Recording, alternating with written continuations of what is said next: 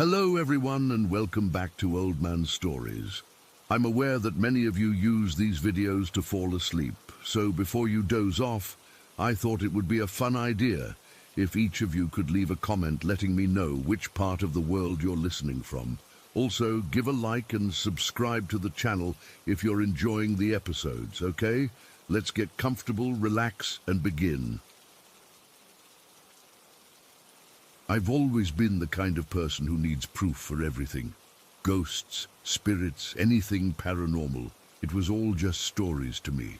Something people made up to explain things they didn't understand. But that changed about 3 weeks ago, and now I'm sitting here in my living room with all the lights on, clutching this flashlight like it's the only thing keeping me safe. I can't sleep, I can't think straight, and I keep jumping at every little sound. I need to get this out, because if I don't, I feel like I'm going to lose my mind. It all came to a head today, and I'm still shaking as I write this. The whole day felt off from the moment I woke up. My apartment was too quiet. The kind of quiet that feels heavy, like it's pressing down on you. I live alone in a decent-sized place on the second floor of a building that's maybe 20 years old. Nothing fancy, but it's home. Or it was, until recently. I got out of bed around 7 in the morning, and the first thing I did was check the locks on the doors and windows. I've been doing that ever since the stuff started happening, but today it felt more urgent. My heart was already beating a little too fast, and I couldn't shake this cold feeling in my stomach. I made coffee in the kitchen, and as I stood there waiting for it to brew, I caught my reflection in the dark screen of the TV across the room. That's when I remembered the first thing that happened, about 3 weeks back. It was after midnight and I was watching some late-night show, half asleep on the couch. I saw something in the TV reflection, a dark shape, kind of tall and thin, gliding behind the kitchen counter. It moved smoothly like it was floating, and for a second I thought it was just a shadow from outside. But when I turned to look, there was nothing there. The kitchen was empty, and the only light was from the TV. I told myself it was my eyes playing tricks, maybe from being tired, but it felt so real. That memory hit me hard this morning, and I spun around, half expecting to see something again. But the kitchen was just how I left it, clean counters, the coffee machine humming, nothing out of place. Still, my hands were trembling when I poured my coffee. The whole morning I was on edge. I tried to work from home, but I kept getting distracted by noises. The building has its usual sounds, pipes creaking, neighbors moving around. But today, everything sounded louder, more intentional. Around 11, I went to my bedroom to grab a hoodie because I was feeling chilly. That's where the second thing happened. 10 days after the TV incident, I was in the bedroom late at night, and it was pitch black. I was heading to the bathroom when something tugged hard on the sleeve of my hoodie. It wasn't a gentle pull. It was a sharp yank that stopped me mid-step. I stumbled back, my heart leaping into my throat, and I fumbled for the light switch. When the light came on, there was nothing there. No loose wire, no nail sticking out, nothing that could have caught on the fabric. The hoodie was fine, but I felt this cold spot on my arm where it had been tugged. I stood there for a full minute, just breathing heavily, trying to make sense of it. I ended up sleeping on the couch that night because I couldn't bear to be in the dark room alone. Thinking about that today made me avoid my bedroom for most of the morning. I stayed in the living room, but even there, I felt watched. I'd catch movement in the corner of my eye, but when I looked, it was just a curtain shifting or my own reflection in a window. By afternoon, I was so jumpy that I decided to get out of the house. I called a friend and we made plans to meet for dinner later. Just having something to look forward to helped calm me down a bit. I spent the next few hours trying to distract myself with work, but my mind kept drifting back to those moments. The shape in the TV, the tug on my sleeve. I started wondering if I was losing it. I've always been so logical, you know? I work in IT, so I'm used to troubleshooting problems, finding causes. But there's no logic here. As evening rolled around, I got ready to leave. The sun was setting and the apartment was filling with shadows. I made sure all the lights were off except for one in the hallway, and I double-checked the locks again.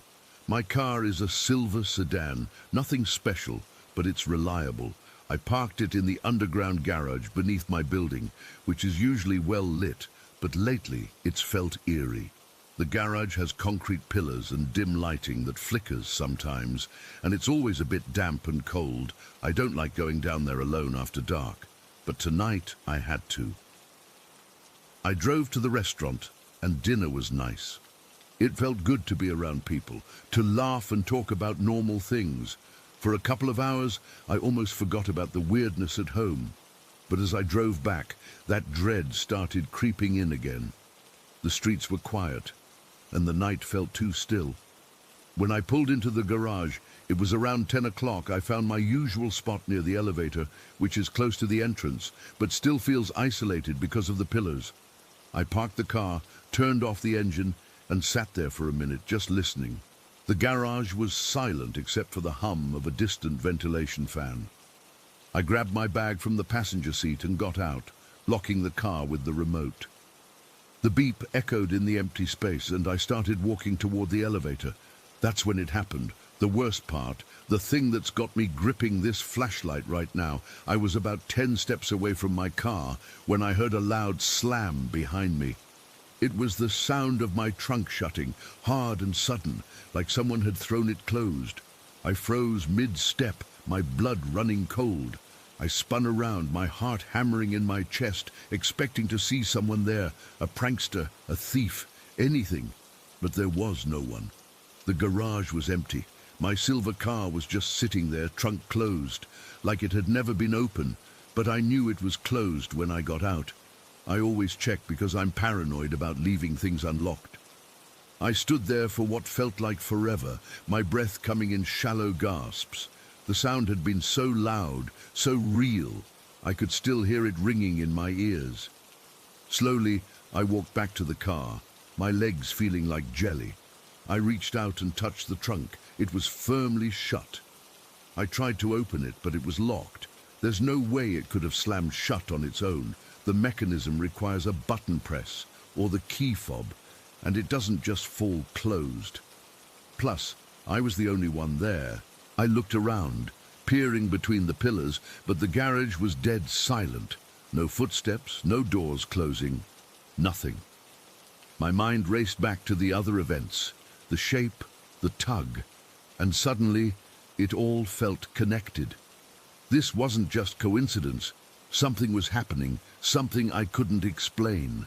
I felt a chill run down my spine, and I hurried to the elevator, jabbing the button repeatedly until the doors opened.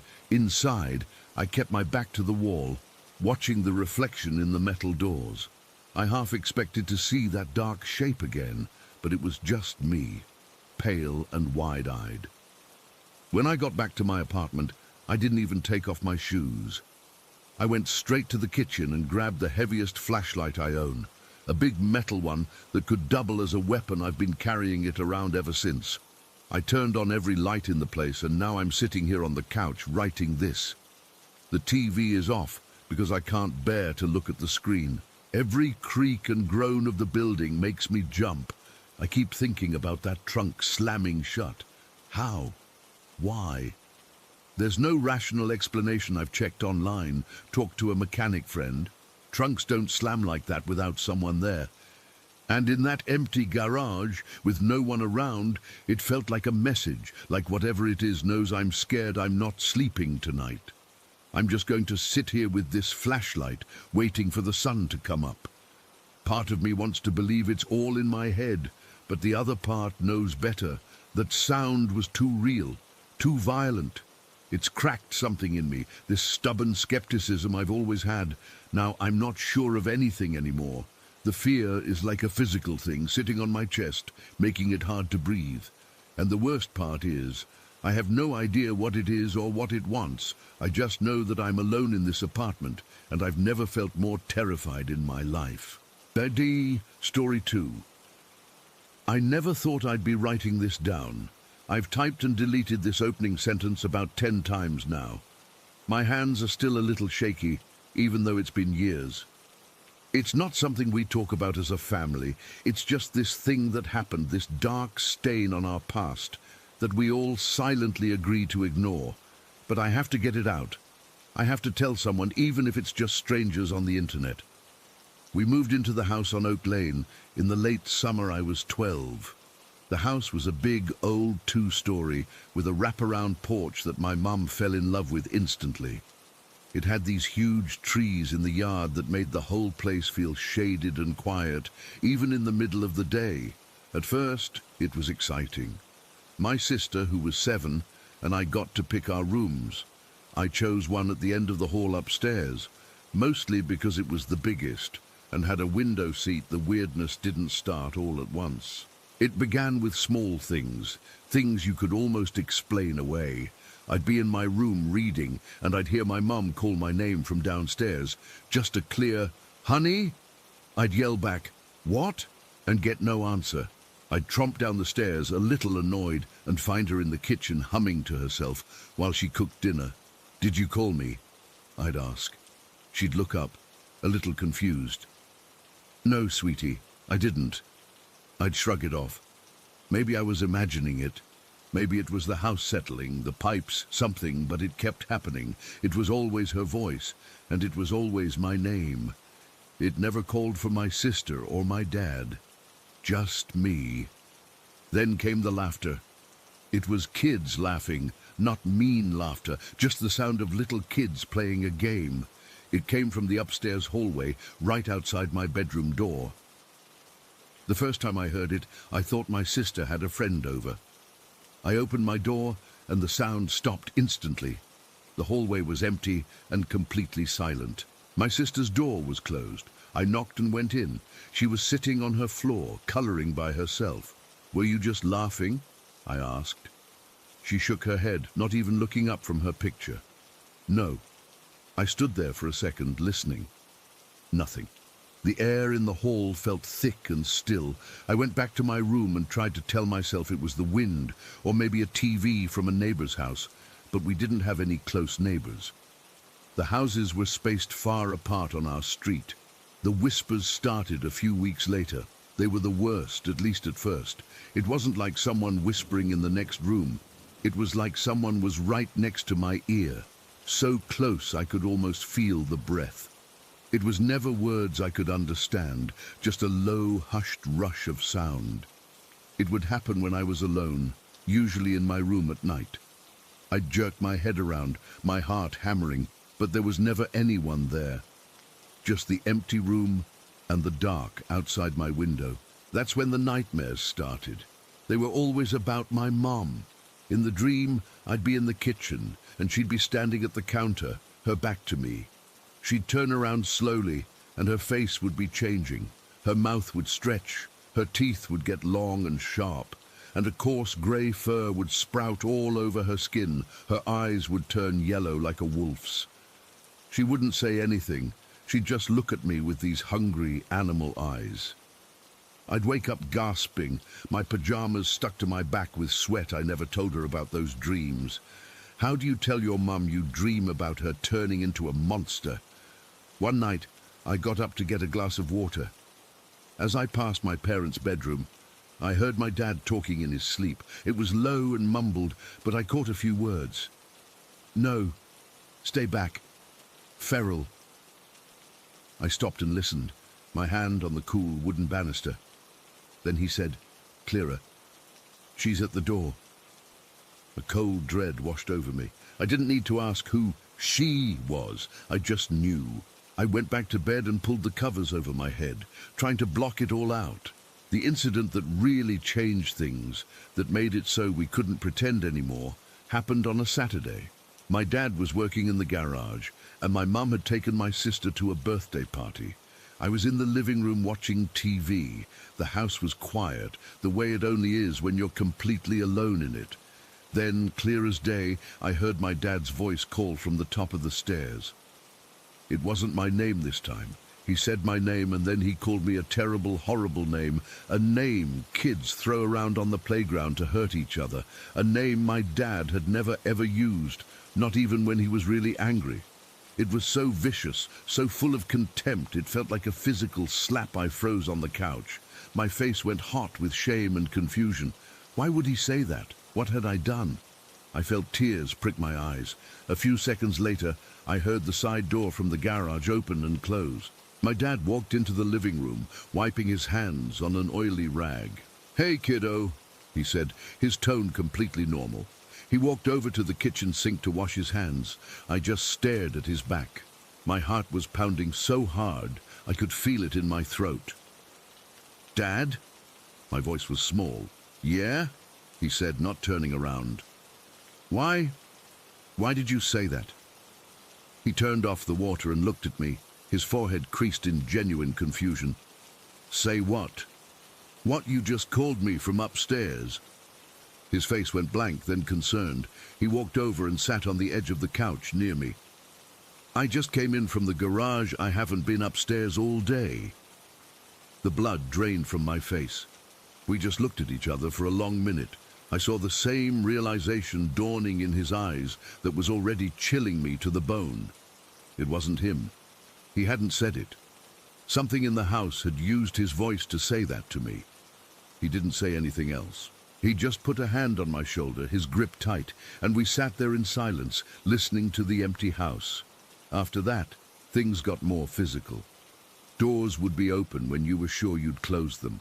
Not just ajar, but swung wide open. I'd close my bedroom door, walk down to the kitchen, and when I came back it would be open again. The bathroom door on the second floor was the worst. It was a heavy door, and it would sometimes swing shut on its own with a loud, definitive bang that made everyone jump. Then my sister saw it. She came running out of the bathroom one night, her face white as a sheet, tears streaming down her cheeks. She was sobbing so hard she could barely get the words out. My mom held her, trying to calm her down. "What is it, baby? What's wrong?" My sister finally choked it out. "I saw another mommy." My mom's face just fell. "What do you mean, another mommy?" "In the bathroom," she cried, burying her face in my mom's shirt. "She was in the mirror. She looked like you, but she was wrong. Her smile was too big." That was the last straw for my mom. The next week she started packing. She found us a rental house on the other side of town and we moved out within a month. It was a rushed, frantic process. Nobody talked about why we were really leaving. We just said the house was too big, too old, too much work. My dad, though, he stayed behind for a few extra days to finish cleaning and to handle the final paperwork with the landlords. He was a practical man, not easily spooked, or he wasn't before we lived there. The night after we moved our last boxes out, he stayed alone in the empty house to do a final sweep. He called my mom the next morning, and I could hear the tension in his voice, even from where I was sitting at the kitchen table in our new, bright, normal-looking house. He said the activity had gotten worse, more aggressive. Now that we were gone, it was like whatever was there didn't have to pretend anymore. He said he heard footsteps pacing in the upstairs hall all night, heavy, slow footsteps that weren't his. He said he saw a shape in the doorway of my old bedroom, a big, dark, hulking shape, like a beast standing on its hind legs. It was just a silhouette against the window, but he said he could feel it looking at him. He didn't sleep at all that night. He just sat in the living room on the floor with all the lights on, waiting for the sun to come up. But all of that, as bad as it was, wasn't the moment of pure terror for me. That happened on our last night, sleeping there, the night before the movers were coming to get the big furniture. I was lying in my bed, which was just a mattress on the floor now, since my bed frame was already taken apart. The room was echoey and barren, most of my stuff already in boxes. I couldn't sleep. I was just lying there staring at the pale rectangle of my window, feeling a huge sense of relief that we were leaving, but also a deep, nagging fear that something wouldn't let us go. That's when I heard it. It wasn't from the hallway. It wasn't a whisper in my ear. This was different. It was my name. It was spoken softly but with an impossible clarity, and it felt like it didn't come from outside of me. It felt like it originated inside my own head, but it wasn't my thought. It was a voice, her voice, my mum's voice, but it was twisted, layered with something ancient and cold. and as it said my name, I felt a sensation that makes my skin crawl even now, years later. It felt like the voice was crawling under my skin. I'm not talking about a shudder or a chill. I mean a physical, tactile sensation of something moving, slithering, just beneath the surface of my skin, from the back of my neck down my spine. It was a feeling of violation, of something filthy and wrong getting inside me. I shot up in bed, clawing at my own arms and back, gasping and crying, trying to scrape it out. But there was nothing there, just my own smooth skin. Slick with a cold sweat, I didn't sleep the rest of the night.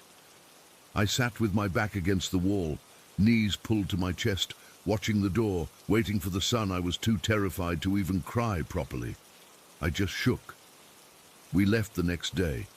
The movers came, loaded the truck, and we drove away. I didn't look back. My mum was quiet, holding my sister's hand in the front seat. My dad's knuckles were white on the steering wheel. We never went back, not even to drive by. My dad handled everything with the landlord from a distance. A few months after we'd settled into the new house, my dad ran into our old next-door neighbor at the grocery store. They made small talk, and the neighbor asked why we moved so suddenly. My dad just gave him a vague answer about the place being too big. The neighbor nodded and then said, almost as an afterthought, "You know, it's funny. The family that moved in after you only stayed for 2 weeks, no one's lived in that house since." My dad came home and told my mom this. I was in the next room, listening. And then he said something I'll never forget. His voice was low and heavy. When I was alone in that house on the last night, after I saw that thing in the hallway, I got this overwhelming feeling it's hard to describe. It wasn't anger or hatred. It was satisfaction. It felt like the house itself was pleased that it had finally driven us out, like it had won. Story 3. That day, I drove out to the column alone. My friends had bailed on me, saying it was too far or too boring, but I didn't mind. Sometimes being by yourself lets you notice things you'd otherwise miss. The Atoria column is this tall stone structure with a spiral staircase inside, winding up to a viewing platform. It's tucked away in a quiet part of town, surrounded by trees that were starting to turn yellow and orange. The air had that crisp autumn smell, like damp leaves and wood smoke. I parked my car in the gravel lot, which was empty except for one other vehicle. An old pickup truck that looked like it had been there for years. I didn't think much of it at the time. I remember walking up to the base of the column, my boots crunching on the gravel. The place was eerily quiet. No birds, no wind, just this thick silence that made my skin prickle. I've always been a little jumpy in isolated spots, but this felt different. It was like the air itself was holding its breath. I pushed open the heavy wooden door at the bottom, and it creaked loudly, echoing up the staircase. The inside was dim, lit only by slits of light coming through the stone walls. The stairs were narrow and made of worn stone, spiraling upward into shadows. I started climbing, taking my time. The steps were uneven, and I had to watch my footing. About halfway up, I felt this sudden chill, like someone had opened a freezer door. I shrugged it off, thinking it was just the draft from outside, but then I heard a soft sound, like a sigh, and I stopped dead in my tracks. My heart started thumping in my chest. I looked around, but there was nothing there, just the empty staircase winding above and below me. I told myself I was being silly, that it was probably the wind or my imagination. So I kept going, my hand brushing against the cold, rough stone wall for support. That's when I saw him, sitting on one of the steps a little higher up, just sitting there like he was resting. At first, I thought it was another visitor, maybe someone who'd come up before me. But as I got closer, I realized he wasn't quite right. He was dressed in old-fashioned clothes, a faded shirt and trousers, like something from the 1800s. And he was translucent, kind of shimmering in the dim light. I could see the stone steps through him. My breath caught in my throat, and I froze again. He was just sitting there, staring off into space, but then he turned his head and looked right at me. And he grinned. Not a friendly grin, but this tired, almost sad smile that made my stomach drop. I felt dizzy all of a sudden, like the world was tilting. I had to grab the wall to steady myself. The dizziness wasn't just from fear. It was physical, like I'd spun around too fast. My vision blurred for a second, and I could feel a cold sweat breaking out on my forehead. He didn't move, just kept grinning, and then he started to stand up, slowly, like he was stiff from sitting too long. I wanted to run, but my legs felt like jelly. I was trapped on that staircase, with him between me and the way down. He didn't say anything at first. Instead, I felt the presence in my mind. Not like voices, but like thoughts that weren't mine. Images, feelings. I know how crazy that sounds, but it's what happened. I saw a young man, him, I guess, William. He was born in Virginia, and his family moved west when he was a boy. They were looking for a better life, but things went wrong. He showed me flashes of a dusty trail, wagons, his siblings getting sick and dying one by one.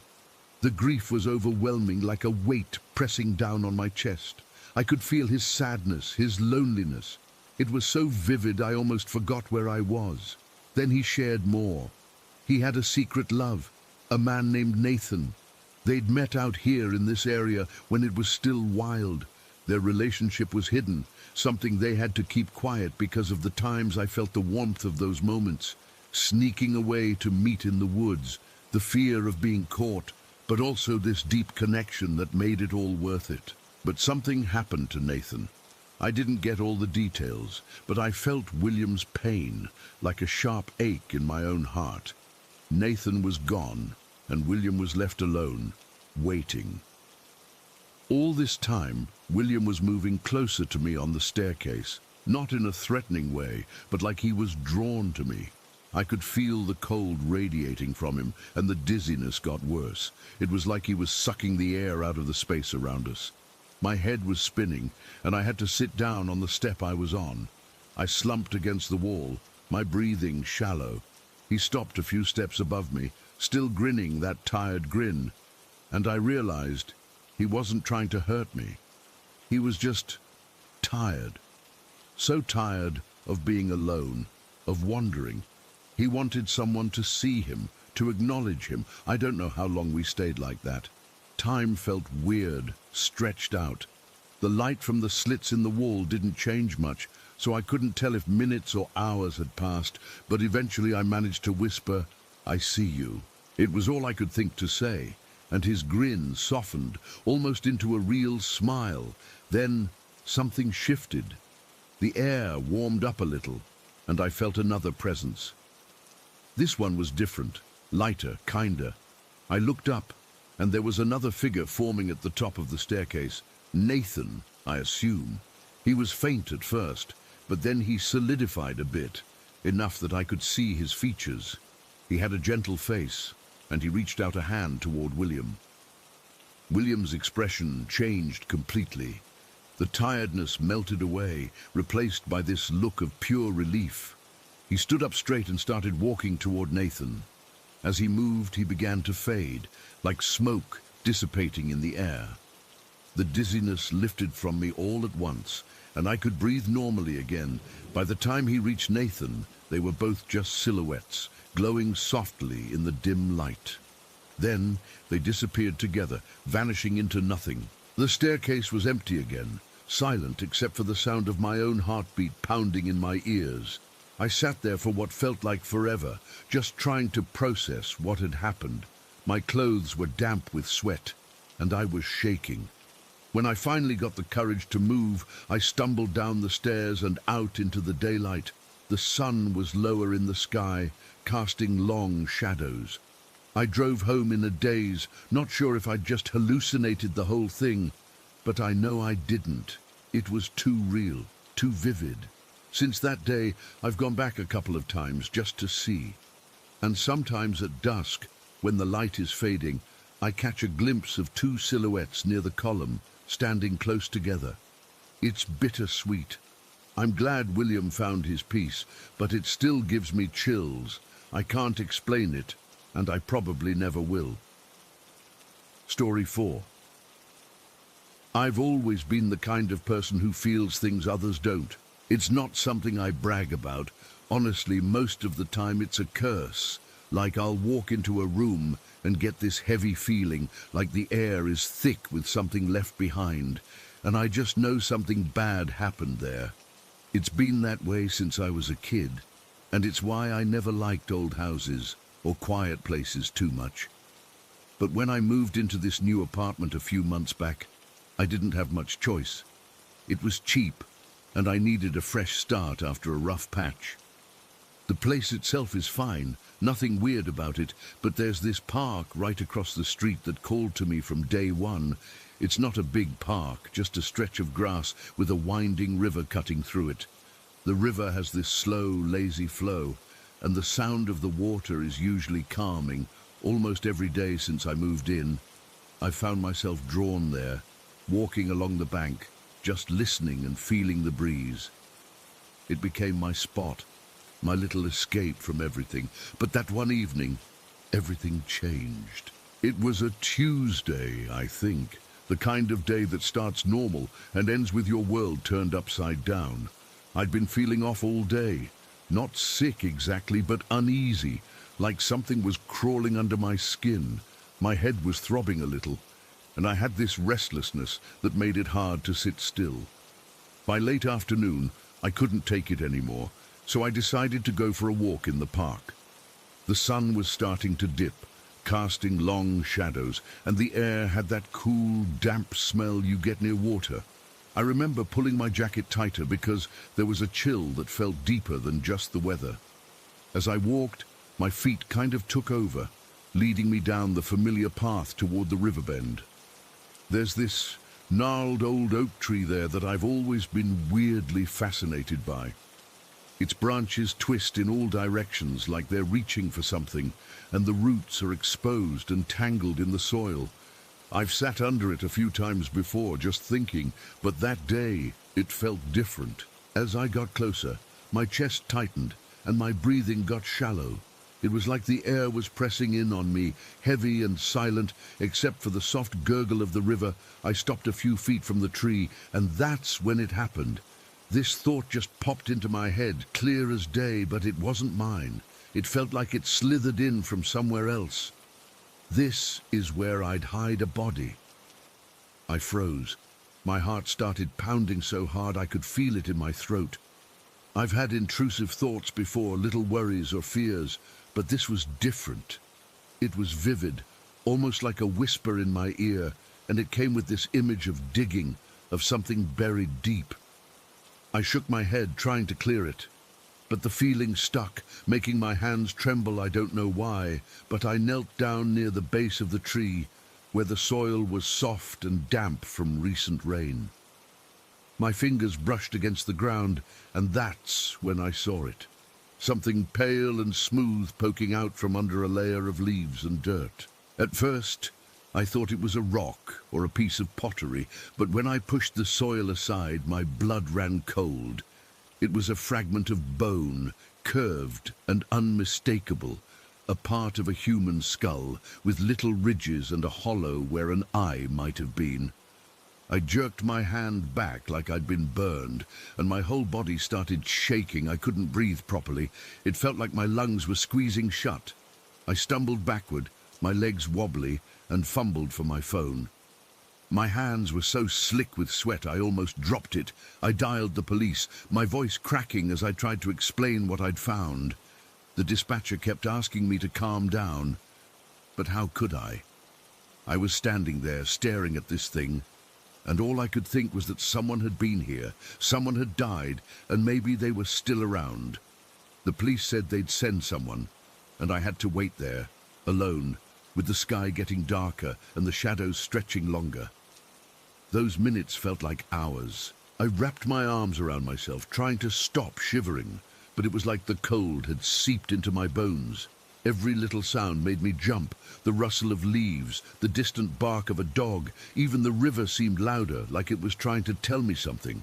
I kept my eyes glued to that spot, half expecting the skull to move or something else to appear.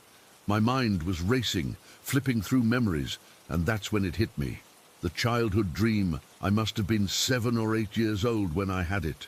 In the dream, I was standing on a riverbank, just like this one, and there was a skull lying in the mud, staring up at me with empty sockets. I remember feeling scared, but also curious, like I was supposed to be there. I'd wake up crying, and my mom would calm me down, saying it was just a bad dream. But now, decades later, here I was, living it. The coincidence was too much. It felt like a loop closing, like I was meant to find this. When the police finally arrived, 2 officers in uniform, I was so relieved I almost cried. One of them, a tall guy with a calm voice, asked me to show him what I'd found.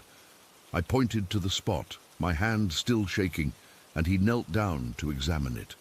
He used a glove to brush away more dirt, and his expression turned serious. He radioed for backup and a forensics team. They cordoned off the area with tape, and the other officer stayed with me, asking questions. I told him everything about the intrusive thought, the dream, how I'd been drawn here. He listened patiently, but I could see in his eyes that he thought I was just spooked. Who wouldn't be? As more people showed up, the park felt smaller, crowded with flashing lights and voices. Someone brought a tent to cover the area, and they started digging carefully. I had to stand back, watching from a distance, but I couldn't look away. The forensics team confirmed it was human remains, probably old, based on the condition. They found more fragments nearby, and the way they worked, so methodical and quiet, made it even creepier. It was real. This wasn't some imagination. It was a person, once alive, now buried here. After a while, one of the officers told me I could go home, but I felt stuck, like my feet were rooted to the ground. The sun had fully set by then, and the park was lit by the police lights, casting eerie blue and red shadows. As I finally turned to leave, I glanced back at the oak tree, and that's when I saw it. A shadow, darker than the others, standing near the trunk. It wasn't a person. It was just a shape, tall and slender with no clear features. My breath caught and I froze again.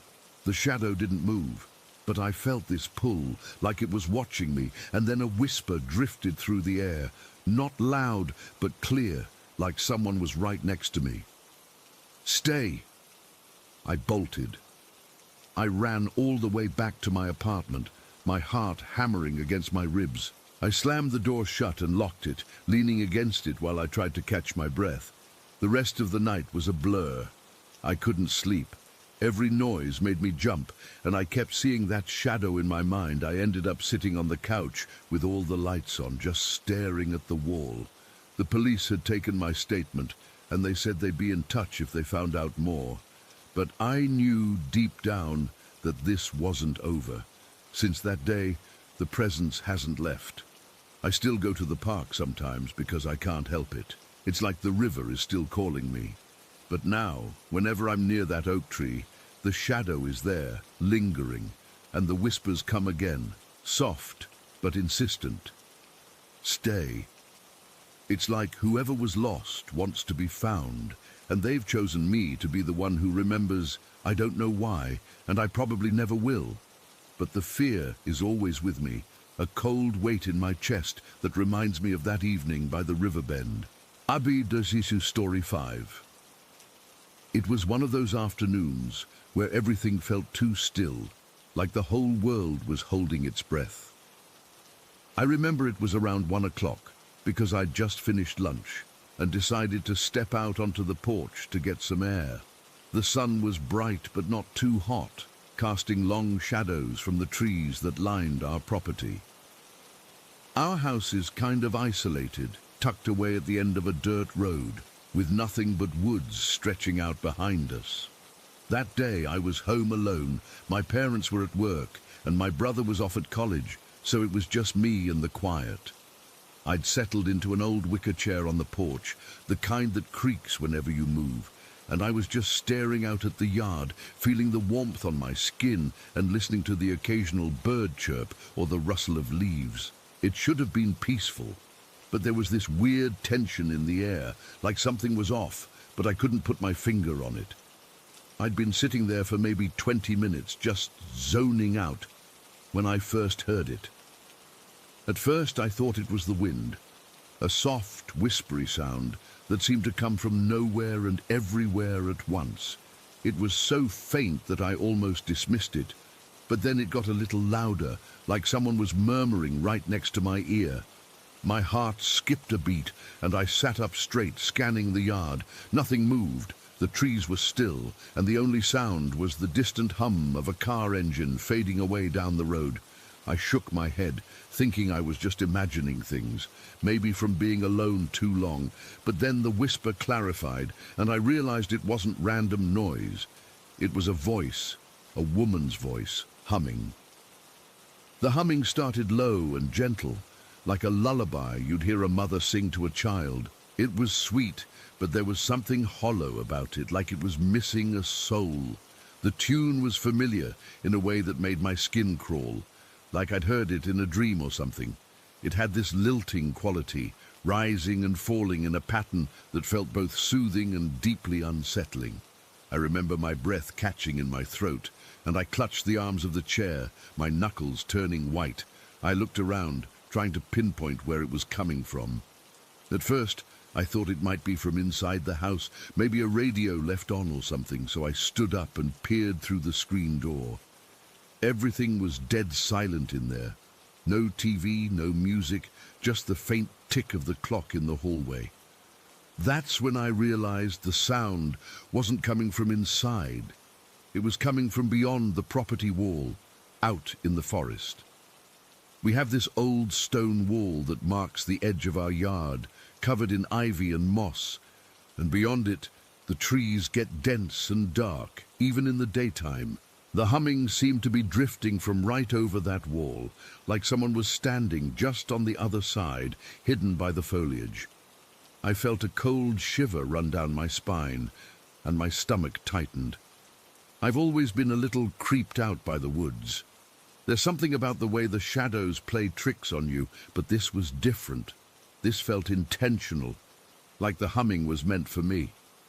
As I listened, the sound seemed to wrap around me, seeping into my bones. My body started to feel heavy, like I'd been weighted down with sandbags. My legs trembled, and I had to lean against the porch railing to steady myself. My thoughts got fuzzy too, like I was half asleep or drugged. I'd zone out for a second, then snap back only to find the humming pulling me in again.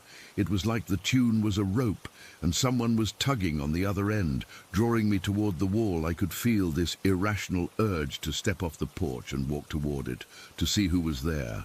My feet shuffled forward almost on their own, and I had to grip the railing harder to stop myself. That's when the fear really kicked in. A cold sweat broke out on my forehead, and my heart started pounding so hard I could feel it in my ears.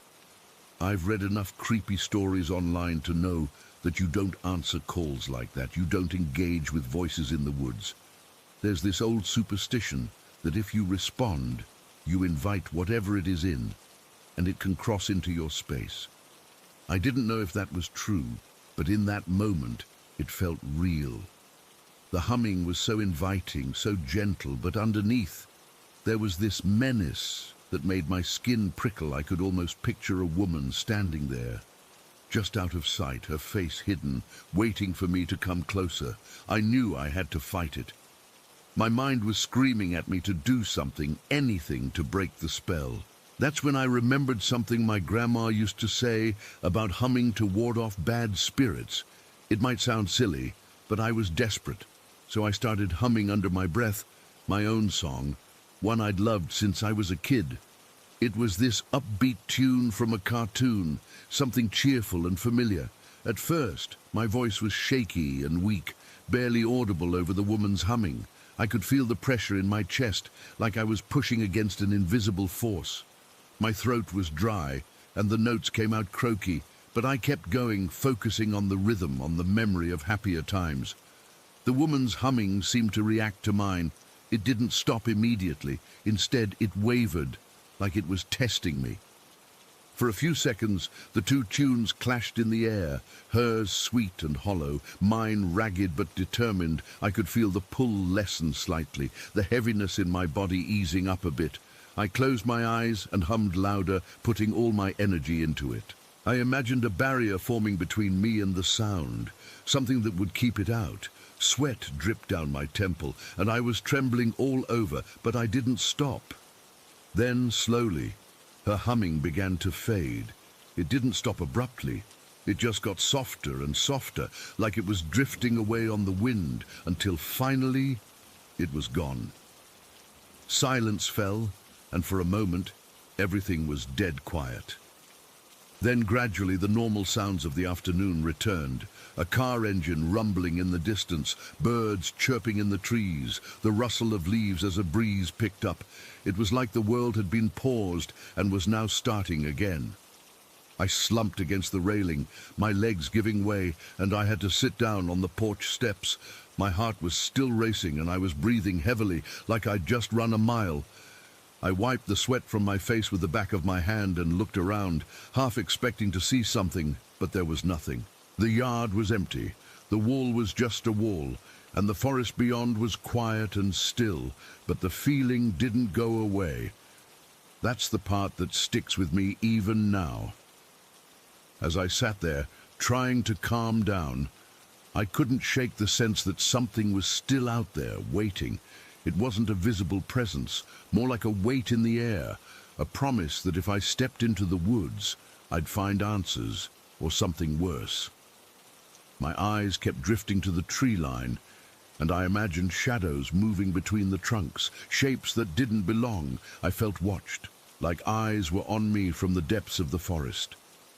The terror of that pull haunted me. It was this deep, primal fear that I'd almost lost myself to something I couldn't understand. I stayed on the porch for what felt like hours, just staring at the woods, too scared to go inside or move. Every little noise made me jump, a twig snapping, a leaf rustling, and I kept humming my song under my breath, just in case. The sun started to dip lower in the sky, casting long, eerie shadows across the yard, and I knew I had to get inside before dark. But even when I finally forced myself to go in, locking the door behind me, I couldn't escape the feeling. I spent the rest of the afternoon peering out windows, my stomach in knots, and when my parents got home, I didn't tell them anything. How could I? It sounds crazy, even to me. To this day, I don't know what that was. Was it some kind of hallucination? A trick of the wind? Or something else? Something that wanted me to follow? I'll never know because I didn't give in. But the memory of that humming, that pull, is burned into my mind. Sometimes, on quiet afternoons, I'll catch myself listening for it again, and my heart will start to race. I never sit on the porch alone anymore, and I avoid the woods whenever I can. The worst part is wondering what would have happened if I had succumbed, if I'd taken that step into the forest. But I didn't, and all I'm left with is this chill that never really goes away, and the knowledge that something was there, waiting for me, and maybe still is. Story 6. The basement was our usual hangout spot. It had this ugly wood paneling on the walls, and a shag carpet that was probably older than we were. We had a beat-up old couch, a TV with a built-in VCR, and not much else. That night, someone, I think it was my friend Mark, had dug out a Ouija board from his attic. It wasn't some fancy store-bought thing. It was homemade, just a piece of cardboard, with the letters and numbers and yes and no written on it in marker. The planchette was an upside-down shot glass. We all thought it was a joke. We were bored, and it was something to do. We turned off the main light, so the only illumination came from this crappy floor lamp, with an orangish bulb in the corner, casting long, dancing shadows across the room. We sat on the floor in a circle, our knees almost touching, and put the board on the carpet between us. We all placed a finger on the bottom of the shot glass, light as a feather, just like you're supposed to. For the first 20 minutes, Nothing happened. Absolutely nothing. We were asking stupid questions. Is there anyone here? What's your name? Do you think Sarah is cute? The glass didn't move. We were just sitting there, our fingers getting clammy, the silence getting more and more awkward. I remember the feeling of the cool, smooth glass under my fingertip and the slight pressure from my friend's fingers around it. Then Mark started to snicker. He was the class clown, always had to be the center of attention, and I saw it. I saw his finger, the one on the glass, tense up just a little. The glass gave a tiny, jerky shudder and slid slowly over to the Y. Then it moved to the E, then the S. It spelled out Y-E-S. We all looked at each other. Sarah, who was the most skeptical of us all, rolled her eyes. "Mark, you're pushing it," she said, her voice flat. He laughed and denied it, of course. "I'm not. I swear I'm not." But I'd seen it. I knew he was doing it. The movements were too deliberate, too human. It didn't have that floaty, uncertain quality you hear about. It was just Mark, being a dick, trying to scare us. We kept going for another half hour or so, and the glass kept moving, spelling out vague, dramatic answers. "My name is Darkness. I died in pain." It was also obviously him. We were laughing about it, calling him out, and he was just grinning, loving the reaction. We eventually got bored, tossed the cardboard board into a corner, and went back to watching a movie. I remember feeling a little disappointed. To be honest, part of me had wanted to be scared. That was it. We forgot about it. The board gathered dust in the corner of the basement for weeks, eventually getting buried under a pile of jackets and video game cases. Life went back to normal: school, work, the usual teenage stuff. I didn't think about the Ouija board again, until the cat started acting weird. We had a cat, a big fluffy orange tabby named Milo. He was the laziest creature on the planet. His entire life consisted of sleeping on the warm spot on the couch, eating, and occasionally swatting at a dust bunny. He was not an adventurous or particularly observant cat. He mostly just existed. It started maybe 3-4 weeks after the Ouija board night.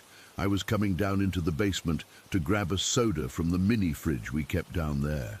The stairs creaked like they always did, and as I reached the bottom, I saw Milo. He was sitting on the bottom step, completely still. Not sleeping, not cleaning himself, just sitting. And he was staring. His entire focus was fixed on one spot in the room. The exact spot where we'd set up the Ouija board that night. It was just an empty patch of shag carpet between the couch and the TV stand. There was nothing there. No bug, no speck of lint, no shaft of light. Nothing. "Hey, bud," I said, scratching behind his ears. He didn't react. He didn't purr. He didn't lean into my hand. He didn't even blink. His body was rigid. His tail was perfectly still, and his eyes were locked on that empty spot. It was so unlike him. It was unsettling, but I figured he was just in one of his weird cat moods. I got my soda and went back upstairs, leaving him there. The next day he was there again. Same spot on the step, same rigid posture, same fixed stare. My mom noticed it too. "What's gotten into Milo?" she asked, peering down the stairs. "He's been sitting there for an hour." I felt a little cold trickle down my spine. An hour?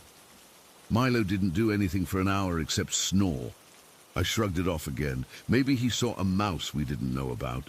Maybe he could hear pipes in the wall. But it became a pattern. Every single day for over a week, I'd find him there, sitting on that bottom step, staring at that one patch of carpet. It wasn't just a casual glance. It was an intense, focused, almost predatory stare. His ears were perked forward, his whiskers were twitching slightly, and his pupils were huge, even in the dim basement light. He looked like he was watching something move, something we couldn't see. I started avoiding the basement. The feeling down there had changed. It wasn't the comfortable, slightly musty hangout spot anymore. It felt occupied. The air felt heavier, colder. The shadows from the ugly floor lamp seemed darker, more solid. I found myself glancing over at that empty patch of carpet, half expecting to see something, my heart thumping a little faster for no reason. I told my friends about it. We were all at the diner, and I just brought it up casually. "Hey, remember that stupid Ouija board night?" My cat's been acting super weird ever since.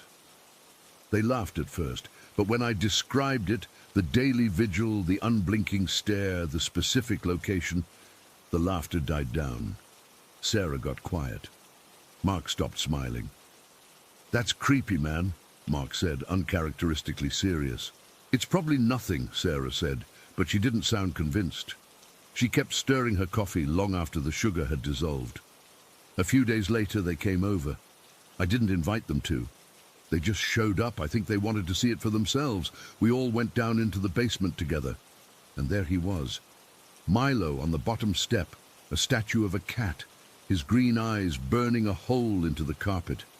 We stood there in a semicircle, just watching him watch nothing. The silence was absolute. You could hear the hum of the fridge, the faint tick of the water heater, and our own breathing. Nobody said a word for a full minute. The air was cold. I remember rubbing my arms, the goosebumps standing up all along my skin. This wasn't Mark fooling around with a shot glass. This was real. This was an animal, a creature of instinct, behaving in a way that defied all of his normal behaviors. He wasn't looking for a mouse. A mouse would have moved or made a sound. This was a fixed, unwavering attention on a single empty point in space. Sarah slowly walked over to the spot Milo was staring at. She knelt down, waving her hand over the carpet. "There's nothing here, Milo," she whispered. The cat didn't even acknowledge her existence. It was like she was in a different dimension. His focus was absolute, and it was terrifying. It was as if he was having a silent, intense conversation with something that was standing right there in front of him. Mark, trying to break the tension, said, "Maybe he's just broken." His joke fell completely flat. His voice sounded thin and shaky. We went back upstairs, leaving Milo to his watch. We didn't talk about it much after that. What was there to say? We couldn't explain it. The easy, logical answers, a mouse, a bug, a draft, all felt hollow and stupid. This was different. This felt like a consequence. That stupid, fake séance we'd treated as a joke had left a door open, just a crack, and something had seeped through, something that only the cat could perceive. The worst part was the feeling in the house. It wasn't a loud, violent haunting. There were no objects flying, no ghostly whispers. It was just this profound sense of being watched. I'd be watching TV in the living room and get the overwhelming urge to look over my shoulder towards the basement door. I started sleeping with my bedroom door closed, something I never used to do. I'd lie in bed and listen to the house settle, and every creak, every groan of the pipes felt intentional. It felt like footsteps. This went on for about 2 weeks. 2 weeks of Milo's daily vigil and this constant low-grade dread humming in the background of my life. My parents noticed I was jumpy, but I just blamed it on stress from school. Then, as suddenly as it started, it stopped. I came home from school one day, and the house felt normal. The heavy, watchful feeling was gone. The air felt light again. I hesitated at the top of the basement stairs, my hand on the doorknob, my heart pounding. I took a deep breath and went down. Milo was on the couch, curled up in a fluffy orange ball, fast asleep. He was purring softly. I stood there for a minute just watching him. He looked peaceful, normal. I looked over at the bottom step. It was empty. I looked at the patch of carpet, just carpet. He never sat there again. He never stared at that spot again. It was over. We never used the Ouija board again. I think Mark threw it out. We never really talked about it after that either. It was this unspoken thing between us, this shared, inexplicable experience that we all silently agreed to bury. I'm older now, and most of the time, I'm a rational person. I believe in science and logic. I tell myself that it was a coincidence, that Milo was sick, or he had a temporary neurological glitch, or he was just fixated on some smell we couldn't detect. I've come up with 100 logical explanations. But late at night sometimes, when the house is quiet and my mind starts to wander, I remember the absolute certainty in that cat's eyes. He wasn't looking at nothing. He was looking at something. And the chill that comes over me in those moments isn't from the paranormal or from fear of ghosts. It's from the chilling, simple realization that we are so limited. Our senses show us such a small slice of the world. We think we see everything there is to see, but we're blind. And that day, for a little while, the curtain was pulled back just enough for me to catch a glimpse of how blind we really are. I don't know what he saw. I don't know what was in my house. I just know that it was there, and then it was gone. Story 7. That night, she called Saeed. She just needed to talk, to drive around. I knew it was a bad idea. I felt it in my bones, this heavy dread as I got in my car. It wasn't a feeling of anger or sadness, just a pure, simple feeling that I shouldn't be doing this. I should have listened. I picked her up around 9. It was already full dark, that inky blackness of a cloudy night with no moon. We didn't talk much at first, just drove through town with the radio on low. I was so wrapped up in my own stupid thoughts trying to figure out why I was even here, that I didn't realize my headlights were off. I'd sworn I turned them on when I left my house. I always do, it's a habit. But there I was, driving down Main Street in the dark. The blue and red lights flashed in my rearview mirror, and my heart just sank. It wasn't the fear of a ticket. It was the embarrassment, the sheer stupidity of it all, getting pulled over while driving with my ex-wife. It felt like a scene from a bad joke. The officer came up to the window, his flashlight beam cutting through the dark of the car. He was polite, asked for my license and registration, and then said, "Sir, you know your headlights are off, right?" I remember fumbling for words. I could have sworn I turned them on. I reached for the stalk on the steering column, ready to twist them on and feel like a complete idiot. But before my fingers even touched it, there was a solid click from the dashboard. The light on the control panel for the headlights lit up, and the road in front of us was suddenly flooded with bright white light. The officer shined his flashlight directly at the headlight switch. It was in the on position. He looked from the switch to me and back to the switch. I must have looked like a deer in headlights myself, my mouth probably hanging open. "They're on now," he said, his voice flat. "I know," I managed to say. "I don't understand. They weren't a second ago." He just nodded slowly, handed me back my documents, and told me to have a good night.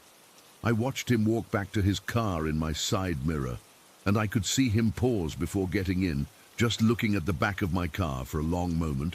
I sat there, my hands glued to the steering wheel, until he finally drove off. My ex-wife was quiet for a minute. Then she let out a little laugh.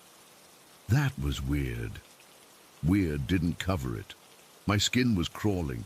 The car had felt normal before, but now the air inside felt thick, charged. Like before a thunderstorm, I pulled back onto the road, my knuckles white on the wheel.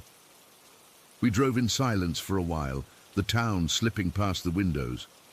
I didn't know where to go. I didn't want to go to a bar, I didn't want to go to her place, and I sure as hell didn't want to go back to mine. I found myself turning into the parking lot of the old stone church on the edge of town.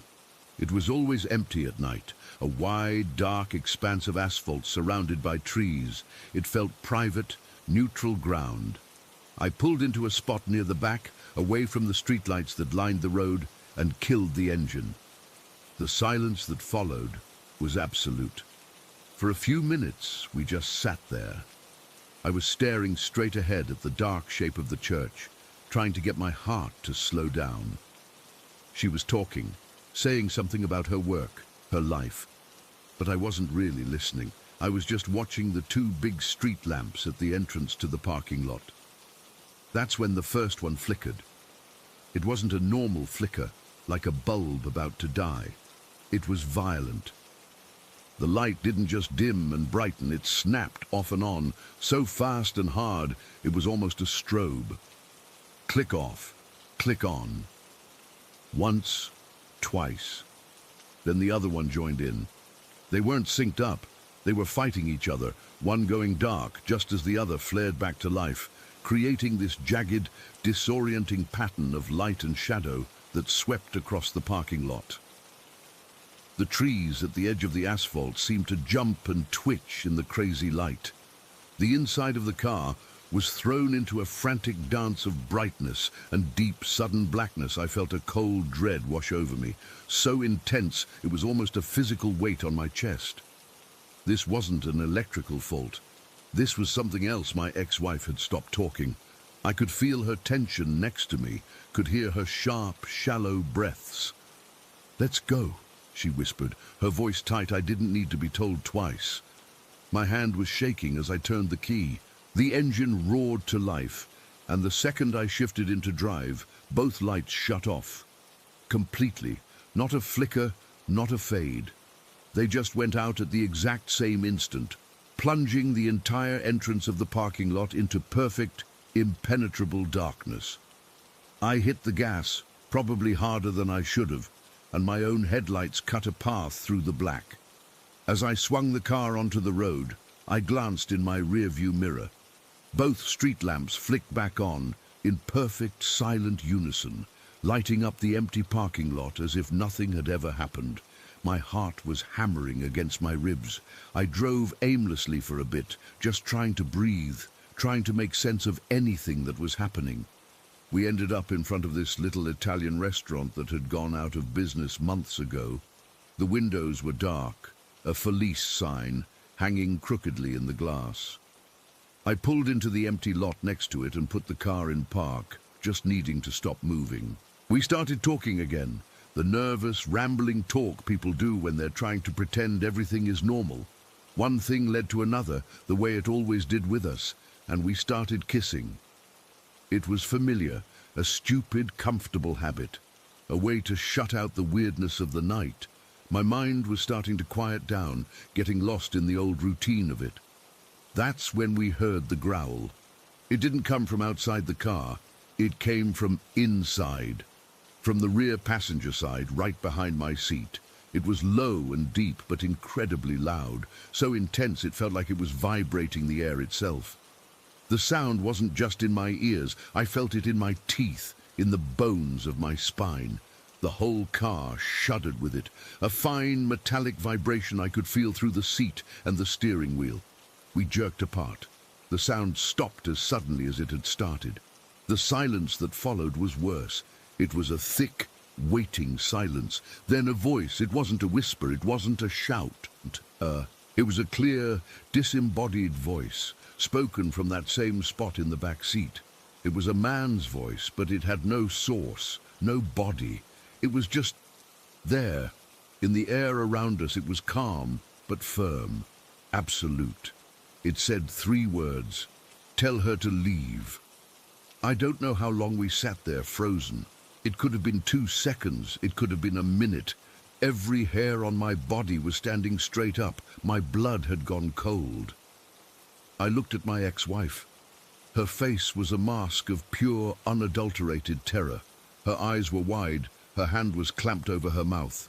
Without a word, I threw my door open and got out. The night air was cool, but it did nothing to calm the feverish chill on my skin. I yanked open the back passenger door, half expecting to find someone, some drunk or a homeless person who had somehow gotten into my locked car. There was nothing. The seat was empty. The floor was clean.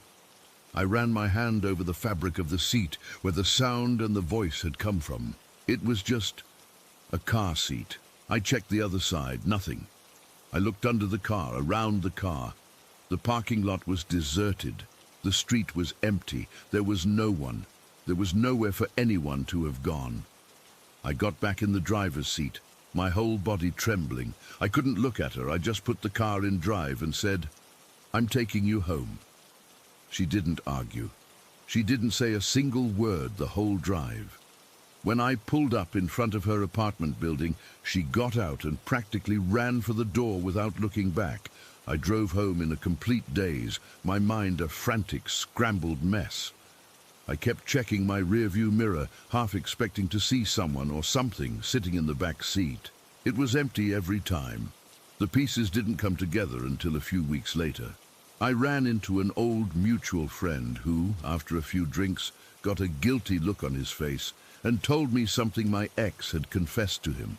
She had been into what she called manifestation and energy work for years, but it was darker than that. It was straight up black magic spells, rituals, the whole thing.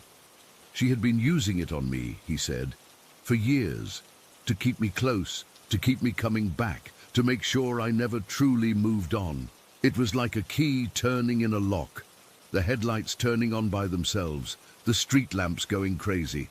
That growl that vibrated the very metal of the car, that voice. It wasn't a demon, it wasn't a ghost.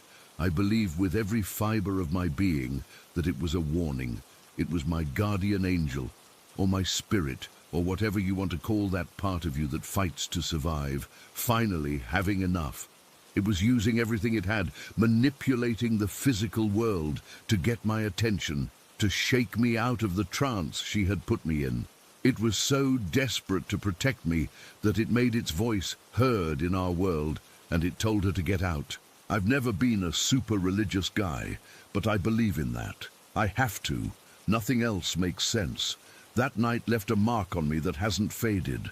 I'm wary of everything now, of quiet places, of the dark, of things that can't be explained. But most of all, I'm wary of the power people can have over you, and the even greater power that sometimes steps in to break it. And sometimes, late at night, when my house is quiet and I'm trying to sleep, I'll hear a faint, almost imperceptible vibration, a hum in the silence, and my whole body goes rigid, waiting, remembering the growl and the voice and the absolute certainty of those 3 words that saved me from a darkness I didn't even know I was in. I still don't know what it was. I don't think I ever will. Story 8. We'd been there for a couple of hours, just walking the main paths, reading the plaques, trying to feel something.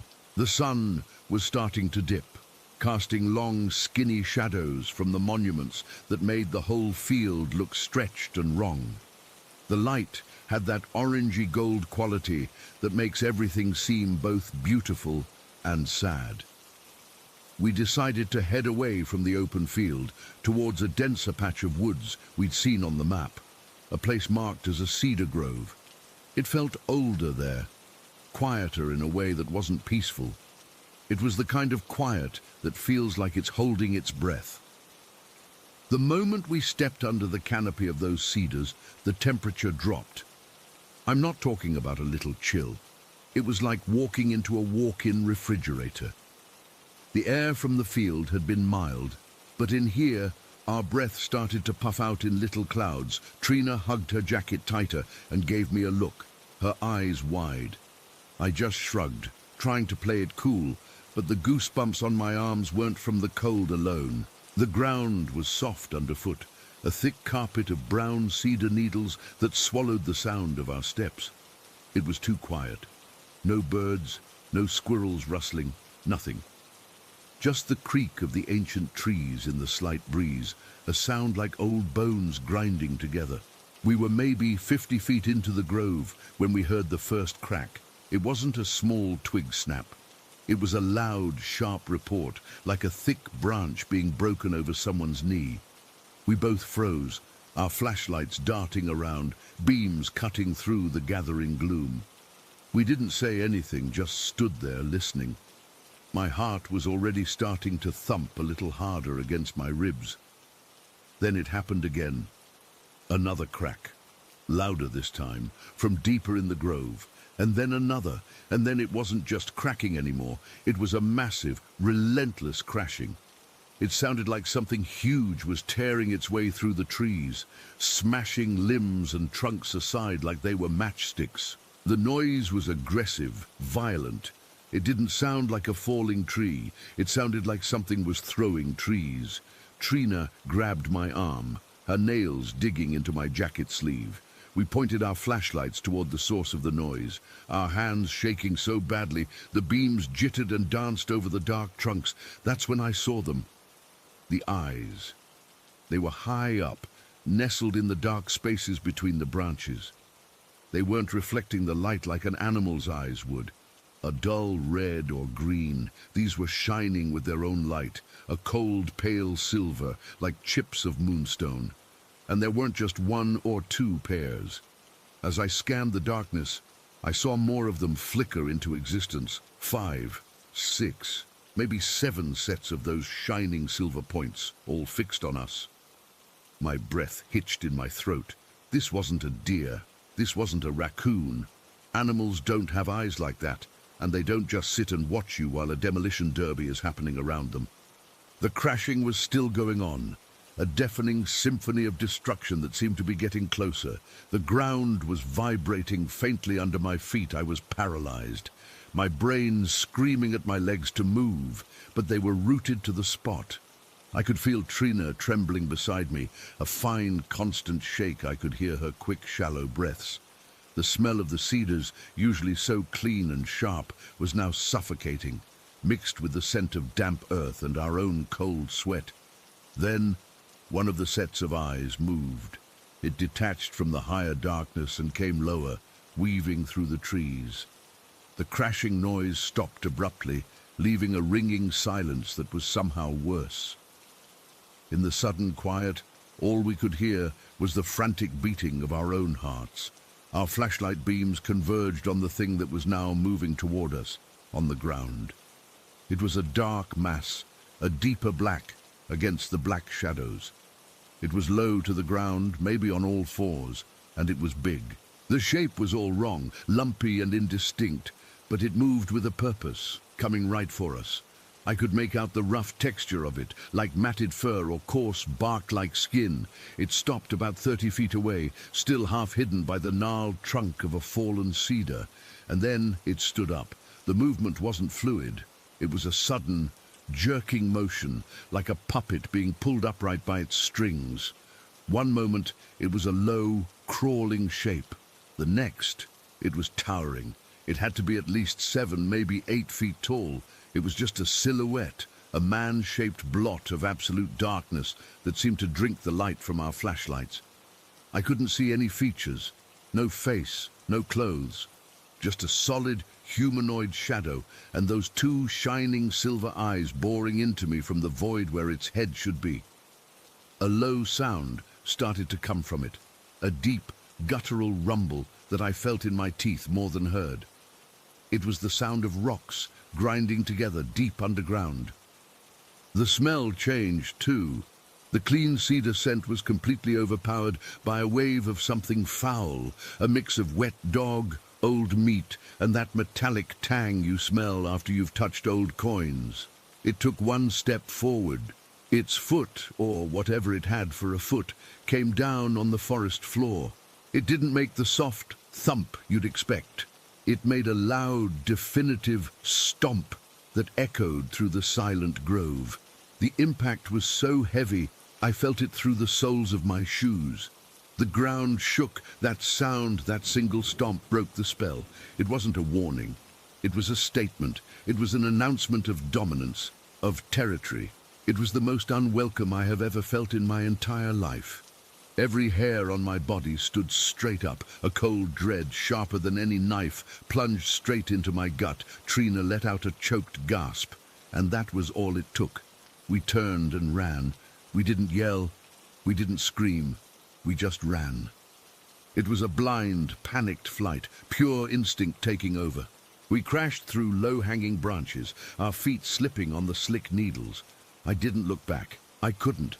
I was too terrified of what I might see following us, of hearing another one of those earth-shaking stomps right behind me.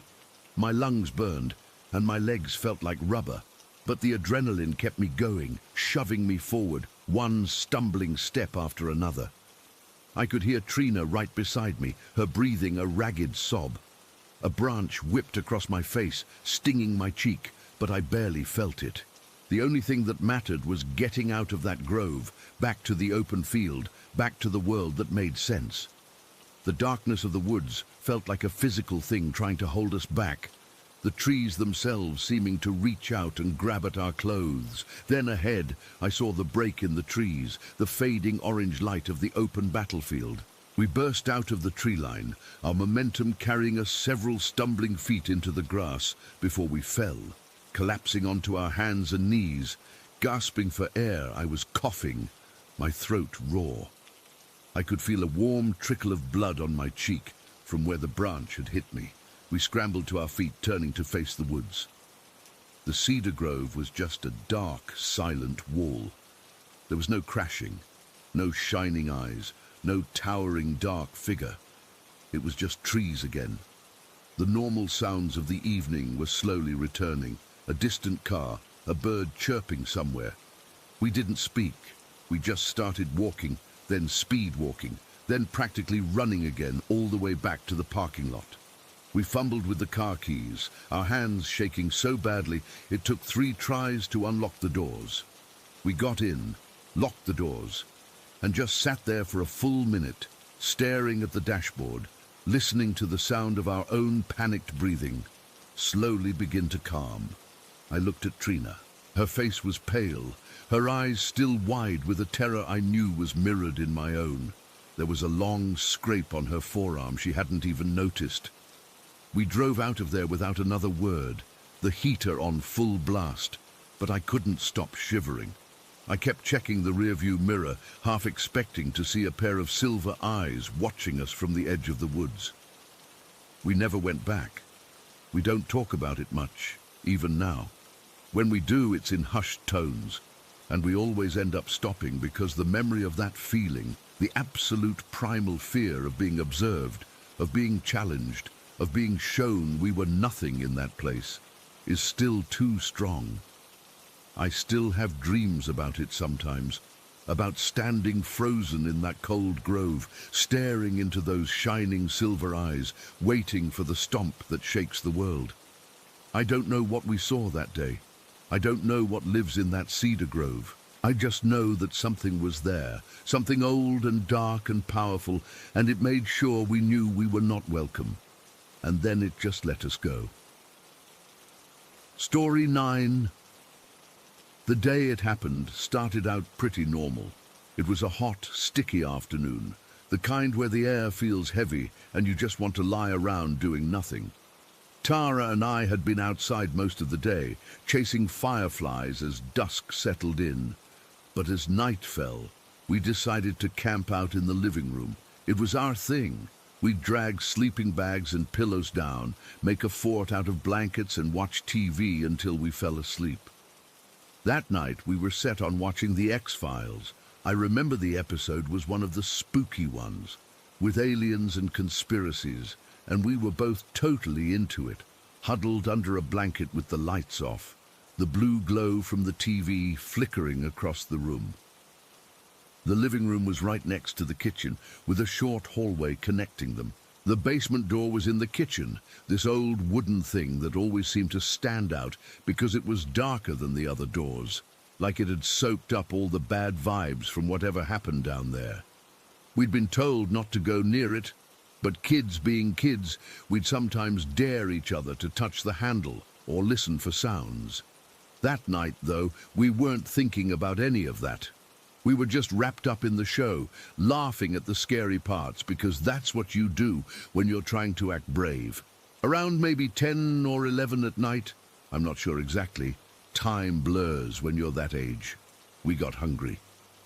The snacks we'd piled up earlier were gone, and Tara nudged me, saying she wanted some chips or something from the kitchen. I was reluctant because the show was getting to the good part, but my stomach was growling, so I agreed. We paused the TV, and the sudden silence felt heavier than usual. The house was quiet, except for the hum of the refrigerator and the occasional creak from upstairs, where my dad and his girlfriend were probably asleep. We got up from our sleeping bags, the floor cold under my bare feet, and tiptoed into the kitchen. The light from the living room TV cast long shadows, but the kitchen was mostly dark, with just a dim nightlight plugged in near the sink. It was one of those small yellow ones that didn't do much except make the shadows dance. Tara went ahead of me, heading for the cupboard where we kept the snacks, and I was about to follow when something made me stop. Out of the corner of my eye, I saw movement near the basement door. At first, I thought it was just a shadow from the TV or maybe the curtain swaying, but then it solidified. This tall, dark shape, like a person but not quite. It was too thin, too elongated, and it didn't have any features. No face, no arms that I could make out, just this black silhouette that seemed to absorb the little light there was. It was moving toward us, slow and deliberate, like it was taking its time, and it made no sound at all. No footsteps, no breathing, nothing. Just this silent advance that felt like it was sucking the air out of the room. My heart started pounding so hard I could feel it in my throat. I froze, completely paralyzed, and I could see Tara had stopped too, her hand halfway to the cupboard door. She turned her head slowly, and her eyes met mine. I saw the same terror in them that I was feeling, this raw, primal fear that made my skin crawl. The figure kept coming, gliding almost, and it was getting closer, maybe 10 feet away now. It didn't speed up or slow down. It was just this steady, relentless movement that felt like it was aimed right at us. I don't know how long we stood there, probably only a second or two, but it felt like an eternity. Every detail burned into my brain. The way the shadows clung to it, the way it seemed to ripple slightly, like heat haze on a summer road. I could smell the musty scent from the basement that always seeped under the door, mixed with the faint odor of old wood and dust. My body felt cold, like ice had replaced my blood, and I could hear my own breathing, shallow and quick, but nothing from the figure, nothing at all. Then Tara let out this choked gasp, and that broke the spell. We screamed at the same time, this high-pitched panic sound that ripped through the silence. I didn't think, I just turned and ran, and Tara was right behind me. We bolted out of the kitchen, through the living room, not even glancing back. Our sleeping bags got tangled, and I stumbled, but I kept going, my heart hammering against my ribs like it wanted out. The stairs to the second floor were right there, and we scrambled up them, our feet slapping against the wood, each step echoing in the quiet house. I remember the feel of the carpet on the stairs, rough under my toes, and the way the banister felt slick with sweat from my hands. We didn't stop until we reached my dad's girlfriend's room at the end of the hall. Her door was slightly ajar, and we burst in without knocking, both of us panting and shaking. She was asleep, but she woke up instantly, sitting up in bed and asking what was wrong. We were crying by then, babbling about something in the kitchen, about the basement door, but we couldn't form coherent sentences. She turned on the lamp, and the light felt too bright, hurting my eyes after the darkness downstairs. She calmed us down, saying it was probably a dream or our imaginations, but we knew it wasn't. We insisted, and she eventually got up and went downstairs to check Tara, and I stayed huddled on her bed, not saying a word, just clutching each other's hands. I could feel the tremors running through both of us, and the fear hadn't faded. It was like a cold weight in my chest. When she came back, she said everything was fine, no one was there, and we should go back to sleep. But we refused, and she let us stay in her room for the rest of the night. We didn't sleep much. Every little noise made us jump. The house settling, the wind outside, even the hum of the air conditioner. I kept replaying what I'd seen in my head. That tall, dark figure moving silently toward us. It wasn't like anything I'd ever seen before, not a person, not an animal, just this shadow that felt alive and menacing Tara, and I didn't talk about it then. We just lay there, wide-eyed, until morning light started filtering through the curtains. The next day, things went back to normal on the surface. My dad made pancakes for breakfast, and we acted like nothing happened, but I could tell Tara was just as spooked as I was. We avoided the kitchen for a while, especially after dark, and we never camped in the living room again that summer. Over the years, we'd sometimes exchanged looks when the basement was mentioned, but we never brought it up. It was like this unspoken agreement that we'd keep it to ourselves, maybe because talking about it made it feel too real. Tara passed away a few years back, in 2018, and I never got the chance to ask her about it. I know she remembered, though. Once, at a family gathering, she mentioned that summer in Pittsburgh, and her eyes got this distant, haunted look. She didn't say anything specific, but I knew. And now, thinking about it still gives me goosebumps. I'm an adult, but I avoid dark doorways and basements, and if I'm alone at night, I sometimes catch myself staring into shadows, half expecting to see that figure again. It's been years, but the memory is as sharp as if it happened yesterday, this silent, shadowy thing that came out of nowhere and left just as quietly, leaving us with a fear I can't explain to this day. Story 10. The house is old, not creepy old, just settled. It's got these dark hardwood floors that creak in specific spots like they're talking back to you. The hallway that leads from the living room to the bedrooms is the worst for it. There's one board right in the middle that lets out this long, low groan, like an old man waking up, every single time you step on it. I'm so used to it, I don't even hear it anymore. People started showing up around 8. My friend Liam was one of the first. He's my best friend, has been since college, and he knows this house almost as well as I do. He brought a bottle of whiskey, which was a good call. The music was on, the vibe was easy, and for the first couple of hours it was just perfect.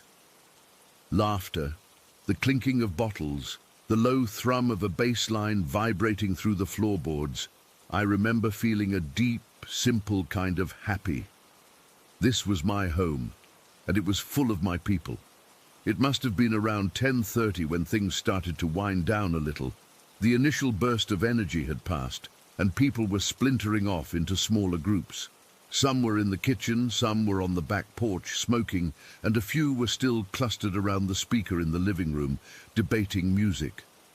I was leaning against the doorframe between the living room and the hallway, just taking it all in, feeling that pleasant, beer-buzzed warmth. That's when I saw Mark, a guy who works with Liam, standing at the other end of the hallway. He was just staring down it, towards the closed door of my bedroom. His head was cocked to the side, and he had this weird, frozen look on his face. Not scared, exactly. More like deeply confused. I pushed off the doorframe and walked over to him. "You all right, man? Bathroom's the first door on the left, but I think Sarah's in there." He didn't look at me. His eyes were still fixed on the dark end of the hallway. "Who's that?" he asked, his voice low. "Who's who?" "The woman." He finally turned to me, his brow furrowed. "She just went into your room." A cold little trickle went down my spine, but I shrugged it off. Must be the beer. "Dude, no one's in my room. I shut the door so people wouldn't dump their coats on my bed." He shook his head, adamant. "No, I saw her. She was just standing there for a second, looking at the wall. Then she turned and walked into your room. I heard the door shut. The hallway isn't that long, maybe 20 feet from where we were standing to my bedroom door. It was dim, lit only by the spill of light from the living room, but you could see the whole thing clearly. There was no one there. The bedroom door was shut, just like I'd left it." "You're seeing things," I said, forcing a laugh. It came out sounding thin. "Probably just a shadow from the party lights." "It wasn't a shadow," Mark said, and his voice dropped to a whisper. It was the kind of whisper that cuts through noise, that demands to be heard. It made the hairs on my arms stand up. She was wearing a long, dark dress, like an old-fashioned one. I saw her clearly. Now the cold trickle was a full-on shiver. No one at the party was dressed like that. It was all jeans and T-shirts, a couple of dresses, but nothing old-fashioned. I looked down the hallway again. Empty, silent. The infamous creaky floorboard in the middle was silent. If someone had walked down that hall, I would have heard that groan from the living room. I know I would have. "Let's just check," I said, more to reassure myself than him. We walked down the hall together. My heart was starting to thump a little harder in my chest, a dull rhythmic beat against my ribs. I was hyper-aware of the sound of our footsteps, of the way the light from the living room faded the further we went. I reached out and turned the knob on my bedroom door. It was unlocked. I pushed it open. The room was exactly as I'd left it. Bed made, nothing out of place. The window was closed. The air was still. No one was there. "See?" I said, my voice a little too loud. "Empty." Mark didn't say anything. He just stared into the room, his face pale. He looked spooked, really spooked. "I swear to God," he mumbled, finally backing away. "I saw her." We went back to the party, but the mood had shifted, at least for me. That warm, buzzy feeling was gone, replaced by a low-grade unease. I kept glancing down the hallway, half expecting to see a figure in a dark dress. Every time someone stepped on that creaky floorboard, I jumped. About an hour later, the party was really dying down. Only a handful of people were left, and Liam was trying to rally everyone for a group photo. We all squeezed together on the couch, arms around each other, smiling tiredly. Liam held up his phone, using the front camera. "Okay, everyone say 'weirded out,'" he joked, and we all laughed. The flash went off. He looked at the photo and grinned. "Nice!" Sent it to the group chat. My phone buzzed in my pocket a minute later. I pulled it out. Still feeling that residual unease from the hallway thing, I opened the group chat and tapped on the photo. It was a good picture. Everyone looked happy, if a little worn out. But then my eyes drifted to the background behind our group. Past the edge of the couch was the opening to the hallway. It was dark, mostly just a black rectangle, but there was something in it. It was a smudge, a blur of grey and black, right in the center of the hallway's darkness. It was roughly person-shaped. A vertical smear in the picture. My breath caught in my throat. My breath. It was probably just someone moving, a trick of the light and the phone's camera. It had to be. Liam was standing next to me, looking at his own phone. "Hey, wait a second," he said, his tone changing. He started tapping and swiping at his screen. "What is it?" I asked, my mouth suddenly dry. "This new TikTok filter," he said, not looking up. "My sister showed it to me. It's supposed to, like, highlight motion or energy or some bullshit in photos. Let's see what it does to our party pic." He applied the filter. I watched over his shoulder as the photo on his screen processed. The colors shifted, becoming slightly more saturated. Our faces glowed a little, and the blur in the hallway. It changed. The filter sharpened it. It didn't make it clear, not like a normal person. It was still a distortion. But now you could see details within the distortion. The grey and black resolved into the shape of a long, dark dress. The smudge at the top formed into the faint, blurred suggestion of a head with what looked like long, lank hair. It was hunched slightly, as if looking down at the floor, and it was standing right on top of that creaky floorboard. My blood went cold. It felt like all the heat had been sucked out of the room. I could feel the goosebumps rising on my skin, a prickling wave that started at the base of my neck and swept down my entire body. My heart wasn't just thumping now, it was hammering, a frantic, panicked drumbeat in my ears. "What the fuck is that?" Liam whispered, his eyes wide. He zoomed in on the figure. It was her, the woman Mark had seen. The filter had pulled her out of the digital noise and made her visible. It gave form to the formless. She was tall and thin, and she was just standing there in my hallway in the dark, while we were all laughing and taking a picture not 15 feet away. I couldn't speak. I just stared at the screen, at that grey, blurred figure standing in the exact spot Mark had pointed to. The silence in the room felt heavy, suffocating. The few friends who were left noticed our stillness, our silence. Someone asked what was wrong, but their voice sounded distant, like it was coming from the end of a long tunnel. All I could think about was that I lived here. I slept here. I walked down that hallway every single night to go to bed. I stepped on that groaning floorboard first thing every morning, and this thing was in my house. It had been standing there watching us, watching me. The party broke up quickly after that. No one said much. The goodbyes were hurried, awkward. Liam stayed behind to help me clean up, but we worked in near silence, both of us jumping at every little sound every time the old house settled. My whole body tensed. We'd look at each other and then quickly look away, not wanting to acknowledge the fear we both felt. When he finally left, the silence rushed back in. It was different now. It wasn't empty anymore. It was occupied. I stood in the middle of my living room, surrounded by empty bottles and the lingering smell of people, and I felt completely and utterly alone in a way I never had before. I was alone with my house, and my house was no longer just mine. I didn't go down the hallway to my bedroom that night. I slept on the couch, with every light in the living room and kitchen turned on. I didn't sleep much. I just lay there staring at the dark rectangle of the hallway entrance, listening, waiting for the floorboard to groan. And it did, just once. Sometime in the deepest, quietest part of the night. That long, low groan echoed down the hall. It wasn't the sound of the house settling. It was the sound of weight, of something or someone taking a step. I still live here. I have to, but I never walk down that hallway without turning on all the lights first. I still sleep on the couch more often than I care to admit. And sometimes, when my phone glitches or a photo comes out blurry, my heart stops for a second, terrified of what I might see in the background. That filter is gone now, deleted from the app. But the picture is still on my phone. I can't bring myself to delete it.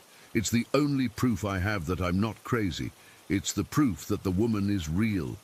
She's in my house, and I have no idea what she wants. Story 11. The plan wasn't to do anything weird. It was just to hang out, talk, maybe play some cards.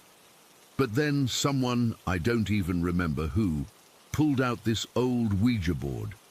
It was one of those classic ones, the cardboard kind that folds in half, with the sun and moon in the corners, and all the letters faded from use. A lot of the kids there were from pretty religious backgrounds, and you could feel this little ripple of unease go through the room.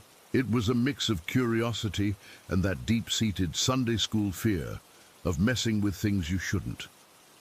We were all sitting on the floor, leaning against couches and chairs, forming a loose circle. The board was placed on the scuffed-up hardwood floor in the middle of us. A few people put their fingers on the planchette, just joking around at first. It was me, my friend Sarah, a guy named Mark, and this girl. I didn't know her well. She was a friend of a friend, quiet, with this intense look in her eyes that I hadn't really noticed until that moment. She had this very still way about her, like she was conserving energy for something. The first few questions were the usual silly stuff. Is there a spirit here? The planchette slid to yes. We all giggled, a nervous, brittle sound. What's your name? It spelled out something meaningless, a jumble of letters. We were all pushing it, of course we were. We were kids. We thought it was a game. But then the quiet girl, the one I didn't know, she started to ask questions. Her voice was low, but it cut through the chatter and made everyone go quiet. Did you die violently? The planchette hesitated for a second, then slid to yes. The mood in the room shifted instantly. The joking was over. The air got heavier, colder. I remember pulling my cardigan tighter around myself. She leaned forward, her focus absolute. Are you a demon? My heart did this little stutter step in my chest. You don't ask that. Even then I knew you don't just ask that. It felt like inviting something in, like poking a stick into a dark hole just to see what might bite. The planchette didn't hesitate this time. It moved smooth and fast, right to yes. A couple of people pulled their fingers back like they'd been shocked. I should have done the same. I wish to God I had. She wasn't scared, though. That was the terrifying part. She seemed excited. Her eyes were wide, gleaming in the dim light from the table lamp. It was like she'd been waiting for this her whole life. "I want to see a dead person," she said, her voice barely a whisper. But in the dead silence of the room, it was as clear as a shout. "Can you show me a dead person?" The planchette started to move in a slow, deliberate circle. It wasn't a frantic spelling or a shaky line. It was a calm, confident orbit around the board. My finger was on the smooth, cool plastic, and I could feel the intention in its movement. It wasn't us. I know that sounds crazy, but I was there. My finger was right there, and I was not moving it. It had a force of its own. It finally stopped on number A. A small, tense sigh went through the group. A part of me was relieved. Good, I thought. It said no. Let's stop now. Let's put it away and watch TV and forget this ever happened. But the girl wasn't having it. She looked almost disappointed. She leaned even closer, her face just inches from the board, and she asked the question, the one that still echoes in my head sometimes when I'm trying to fall asleep. "Then I want to see you." The silence that followed was absolute. It was the kind of silence that has a physical presence, a weight that presses down on your eardrums. We all stared at the planchette. For a long moment, it didn't move. It just sat there on the board, a dumb piece of plastic. I remember thinking, okay, it's over. It's not going to answer. I started to feel a tiny bit of relief again. Then it moved. It didn't jerk or slide. It glided. It was the smoothest, most purposeful movement I have ever felt. It went straight to yes and just stopped, dead center on the word. That's when the fear really set in. It was a cold, sharp fear, like an ice pick in my stomach. This wasn't fun anymore. This wasn't a game. Sarah, who was sitting next to me, yanked her hand back and said, "We need to say goodbye right now." Her voice was trembling. Everyone's hands were scrambling, trying to get the planchette to move to goodbye, but it was stuck. It wouldn't budge. It felt like it was magnetized to the yes. We were all pushing, our fingers slipping, and it wouldn't move an inch. It was defiant, it was anchored. "Goodbye, we said goodbye," Mark shouted, his voice cracking with panic. Finally, with a collective shove from all of us, the planchette slid jerkily to the bottom corner of the board and fell off, clattering onto the floor. The spell was broken. For a second, we all just sat there, breathing hard, looking at each other with wide, scared eyes. Someone let out a shaky laugh. Well, that was freaky. We all started talking at once, our voices too loud, trying to laugh it off, to convince ourselves it was just our imaginations, that we'd all been spooking each other. We put the board back in its box and shoved it under the couch. Someone put a record on. The normal sounds of music and conversation started to fill the room again, but it felt forced, like a thin blanket over something cold and ugly. Maybe 20 minutes passed. I was trying to calm down, sipping a Coke and pretending to listen to a story someone was telling, but my heart was still thumping too fast. The quiet girl was just sitting by herself in an armchair, staring at the front door. She hadn't said a word since the board. She just looked expectant, and then came the knock. It wasn't a normal knock. It wasn't the cheerful rap of a friend arriving late. It was 3 slow, deliberate, heavy knocks. Boom, boom, boom. The sound was so solid, so final, it seemed to vibrate through the whole house. The music and talking cut off instantly. Everyone froze. We all looked at each other. "Who is that?" someone whispered. It was after 10 o'clock. We weren't expecting anyone else. The quiet girl stood up. A weird, serene smile touched her lips. "It's for me," she said. "No, don't," I said, the words coming out before I could stop them. A cold dread was washing over me, a primal feeling that something was very, very wrong. But she was already walking to the door. She didn't look through the peephole. She didn't ask who it was. She just unlocked the deadbolt, turned the knob, and pulled the door open. The cold that rushed in wasn't the normal Idaho night cold. This was a deep, penetrating cold that sucked the warmth right out of the room. It was a void of temperature, and standing there on our little porch, framed in the doorway, was a shadow. It's hard to describe because it wasn't just a lack of light. It was a presence. It was a man-shaped patch of absolute blackness, darker than the night behind it. It had no features, no face, no details of clothing. It was just a solid humanoid shadow that seemed to absorb the light from our living room, refusing to reflect any of it back. It stood perfectly still. The girl was standing right in front of it. She didn't scream. She didn't make a sound. She just stood there, looking at it, and that strange, peaceful smile was still on her face. Then her whole body went rigid. It was a sudden, violent stiffening, like every muscle in her body had locked at once.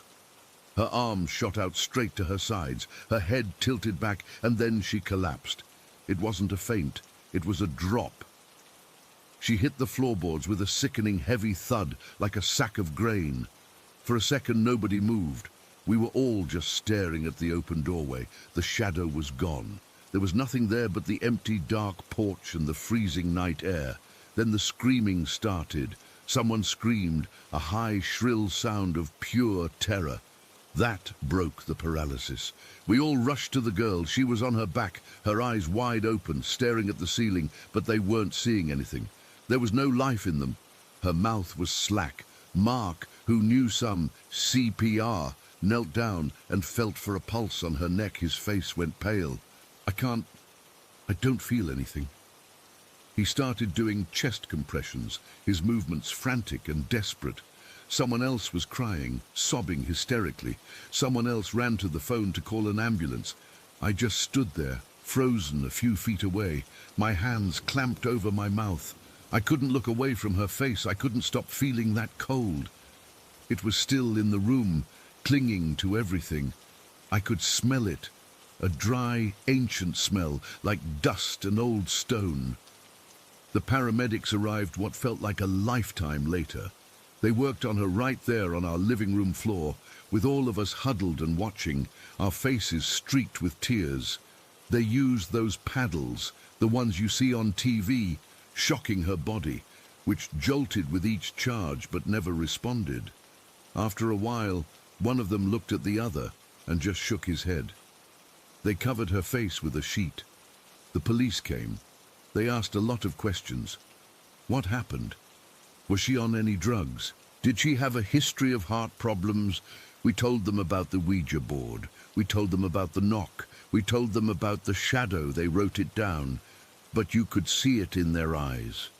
They didn't believe us. They thought we were a bunch of hysterical college kids who'd scared a girl to death.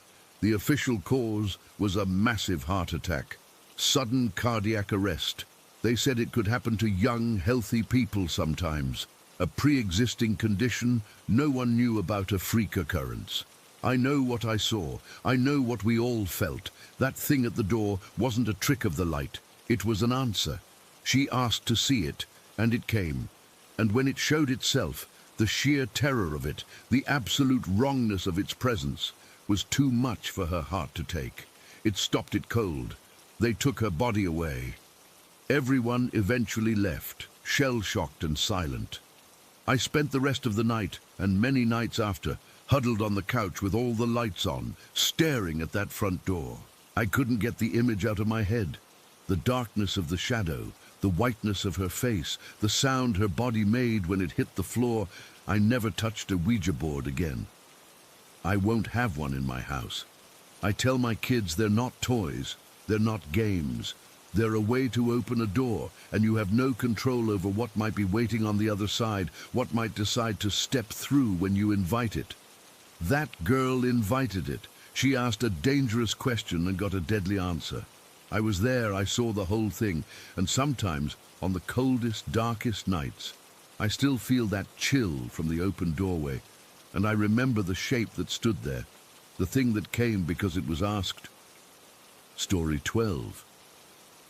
I'm sitting here at my aunt's place, typing this out because I can't sleep. and I need to get it all down before I lose my nerve. It's been a few weeks since I left the cottage, but I still feel like I'm there, like part of me never really left. That last day plays over and over in my head, and I guess writing it out might help. Or maybe it'll just make it worse, I don't know. But here goes. That day started like any other, except it wasn't.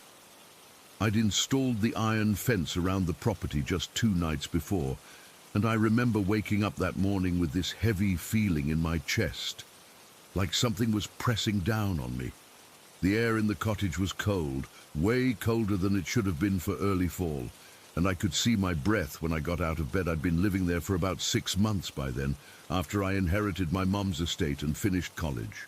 I was 25, thought I was ready for a fresh start, some peace and quiet away from the city. The cottage was this old stone place at the edge of a huge forest reserve, and at first it felt like a dream, quiet, secluded, exactly what I needed. But that didn't last. I dragged myself out of bed and went to the kitchen to make coffee. My hands were shaking a little, and I kept glancing out the window toward the woods. The forest always looked different in the morning, kind of dark and still, like it was holding its breath. I'd gotten used to that silence, but that day it felt heavier, more intentional. I poured the coffee and sat at the table, trying to shake off the unease. I thought about the past few months, all the weird stuff that had been happening. It started with those lights, faint bluish lights that flickered deep in the woods between 2 and 5 in the morning. At first I thought it was my imagination or maybe fireflies, but they moved in this weird way, like tiny reflections skipping between the trees. I'd stand at the back window sometimes watching them, and I'd get this chill down my spine. It wasn't natural. Then there was the night I woke up to nails dragging across the back door. I'll never forget that sound. It was like someone scraping metal against wood, slow and deliberate. I shot up in bed, my heart hammering against my ribs, and I just froze. I didn't move for what felt like hours until the sound stopped. When I finally worked up the courage to check, there was nothing there. No marks on the door, no footprints in the mud outside, nothing. That's when I decided to set up a security camera. I bought one of those motion-activated ones and put it out back with some food as bait, thinking maybe it was an animal, a bear or something. But every morning the camera was moved, tilted at a weird angle, and the food was gone. No tracks, no signs of anything. I checked the recordings, and they all showed the same thing. The forest would go dead silent, no wind, no animals, nothing. And then the camera would shift, like something had bumped it. But there was never anything visible. It was like whatever it was didn't want to be seen. Sitting there that morning, sipping my coffee, I kept thinking about the fence. I'd spent a good chunk of money on it, tall iron bars sunk deep into the ground, supposed to keep anything out. I felt a little safer after I put it up, like I'd finally taken control. But that morning, the safety felt thin, like a sheet of ice about to crack. I finished my coffee and decided to take a walk around the property, just to check on things. The sun was up, but it was weak, casting long shadows through the trees. The forest was so quiet, no birds chirping, no squirrels rustling, just this eerie stillness. I walked along the fence line, running my hand over the cold iron. It felt solid, impenetrable.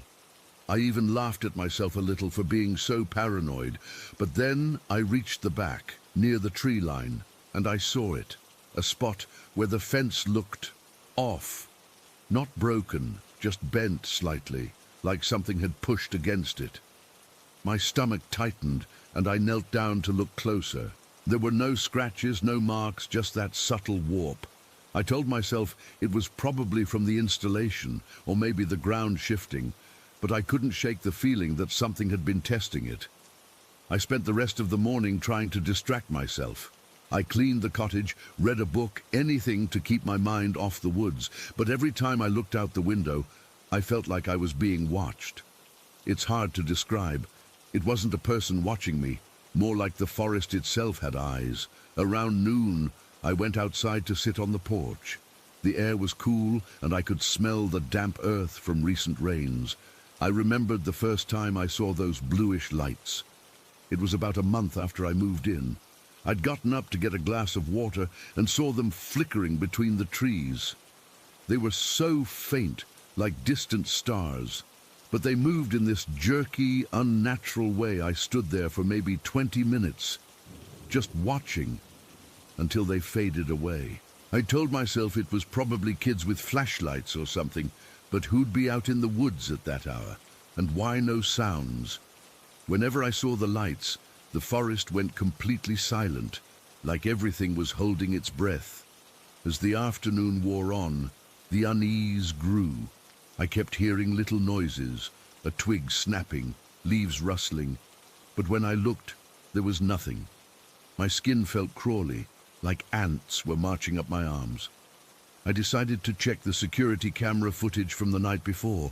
I'd stopped putting out food because it was pointless, but the camera was still running. I hooked it up to my laptop and fast-forwarded through the recording. Mostly, it was just darkness, with the occasional sway of trees in the wind. But around 3 in the morning, the audio cut out. The forest went silent, just like in the old recordings. Then the camera jolted, tilting downward, and the screen went black for a second before coming back. Nothing was there. No shape, no shadow, just the empty forest. I felt a cold sweat break out on my forehead. Whatever it was still around, and it knew about the camera. By evening I was a wreck. I made dinner but couldn't eat much. My hands were still shaking, and I kept jumping at every little sound. I thought about calling someone, my aunt, a friend. But what would I say? Hey, I think something invisible is messing with my fence. They'd think I'd lost it.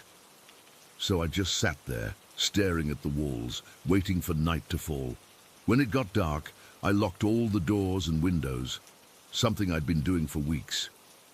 I even pushed a chair against the back door, like that would help. I tried to watch TV, but I couldn't focus.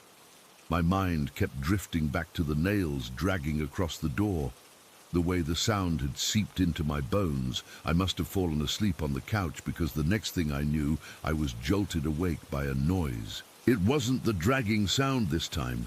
It was different, like a low hum mixed with a crunching sound, coming from outside. I sat up, my heart racing, and looked at the clock on the wall. It was just past 2 in the morning. The same time the lights usually appeared. I crept to the window and peered out into the darkness. At first, I didn't see anything, just the black shapes of trees against the night sky. But then I saw it, a faint bluish light, flickering near the fence line. It was closer than ever before, maybe only 20 feet from the cottage. My breath caught in my throat. The light moved in that same skipping motion, but slower, like it was examining the fence. I could hear the hum now, a low, vibrating sound that made my teeth ache. I don't know how long I stood there watching, but then the light disappeared and the hum stopped. The silence that followed was deafening. I waited, barely breathing, for something to happen. Minutes passed, and nothing. I started to think maybe it was over, but then I heard a sound from the back of the house, a sharp, metallic screech like iron being twisted. My blood ran cold. I ran to the back window and looked out. The fence was there, but in the moonlight I could see a section of it was gone. Not broken, but torn open, like something had ripped a hole right through it. I fumbled for my flashlight and unlocked the back door, my hands trembling so bad I could barely turn the knob. I stepped outside, the cold air hitting me like a slap. I shone the light toward the fence, and that's when I saw it. A hole about a meter wide, jagged and twisted, like it had been forced apart by immense strength. The iron bars were bent inward, as if something had pushed through from the other side. I walked closer, my feet feeling heavy. The ground around the hole was undisturbed, no footprints, no marks, nothing. It was like whatever made the hole didn't touch the ground. I shone the light through the gap into the forest, but it was just darkness. Then I felt it, a shift in the air, like something was moving past me. I spun around, but there was nothing there. My heart was pounding so hard I thought it would burst. I backed away slowly, my eyes fixed on the hole. That's when I noticed the silence again. The forest was dead quiet, not a single sound. I felt a presence, something cold and heavy, like I wasn't alone. I don't know how to explain it, but it was there, watching me, maybe even touching me without me seeing it. I turned and ran back into the cottage, slamming the door shut and locking it. I leaned against it, gasping for air, my whole body shaking. I knew I couldn't stay there another minute. I grabbed my keys, my wallet, and a bag with some clothes, and I ran out the front door to my car. I didn't look back. I just drove, my hands gripping the steering wheel so tight my knuckles were white. I drove to my aunt's house an hour away, and when I got there I banged on the door until she let me in. I must have looked insane, because she just hugged me and didn't ask any questions. I've been here since, and I haven't gone back. I don't know what that thing was or why it was there, but I know it came through that fence. I never saw it, not once, but I felt it, and that's almost worse. Sometimes when I close my eyes, I can still hear that humming, see those bluish lights, and feel that cold presence. I don't think I'll ever understand what happened, and I'm too scared to find out. Story 13. That morning, I woke up early, around 6, and drove out to the park. The sky was this dull grey blanket, and by the time I pulled into the parking lot, the rain was coming down hard. Not just a drizzle, but a steady, soaking rain that made everything look blurred and distant. I sat in my car for a few minutes, watching the water stream down the windshield, wondering if I should just turn back. But I'd come all this way, and I hate giving up on things once I've started. So I pulled on my rain jacket, tightened the hood, and stepped out into the wet.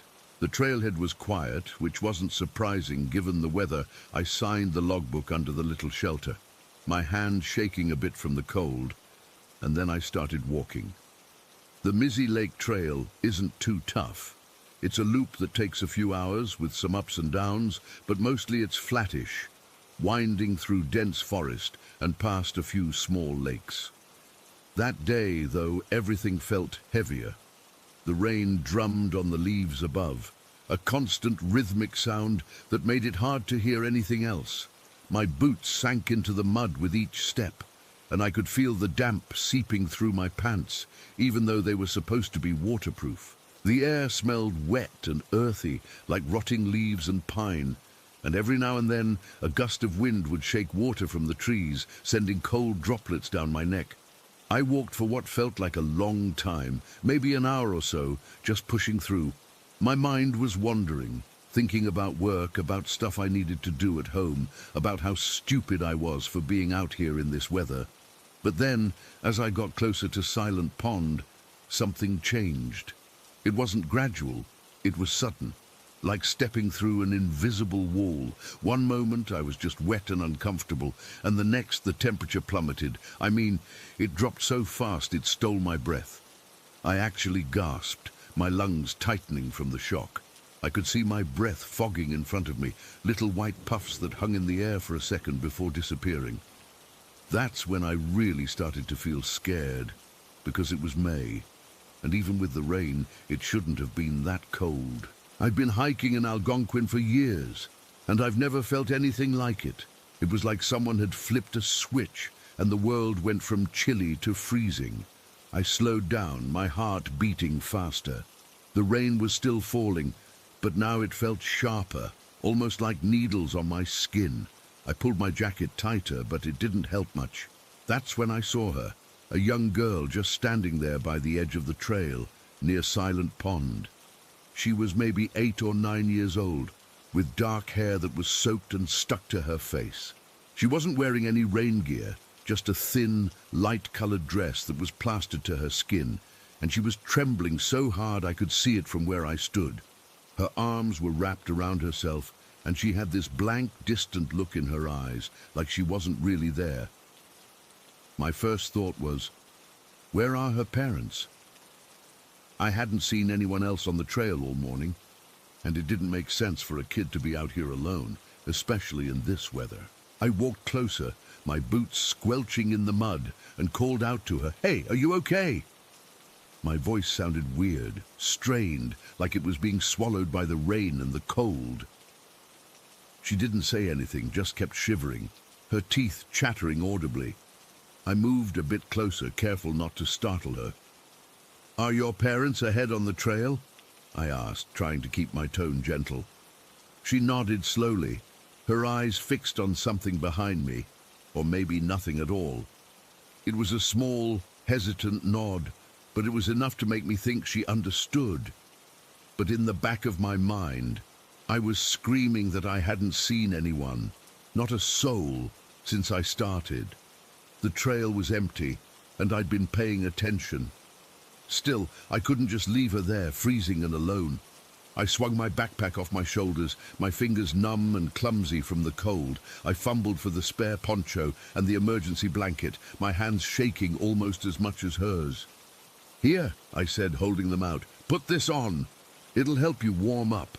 She didn't move at first, so I stepped closer and draped the poncho over her shoulders.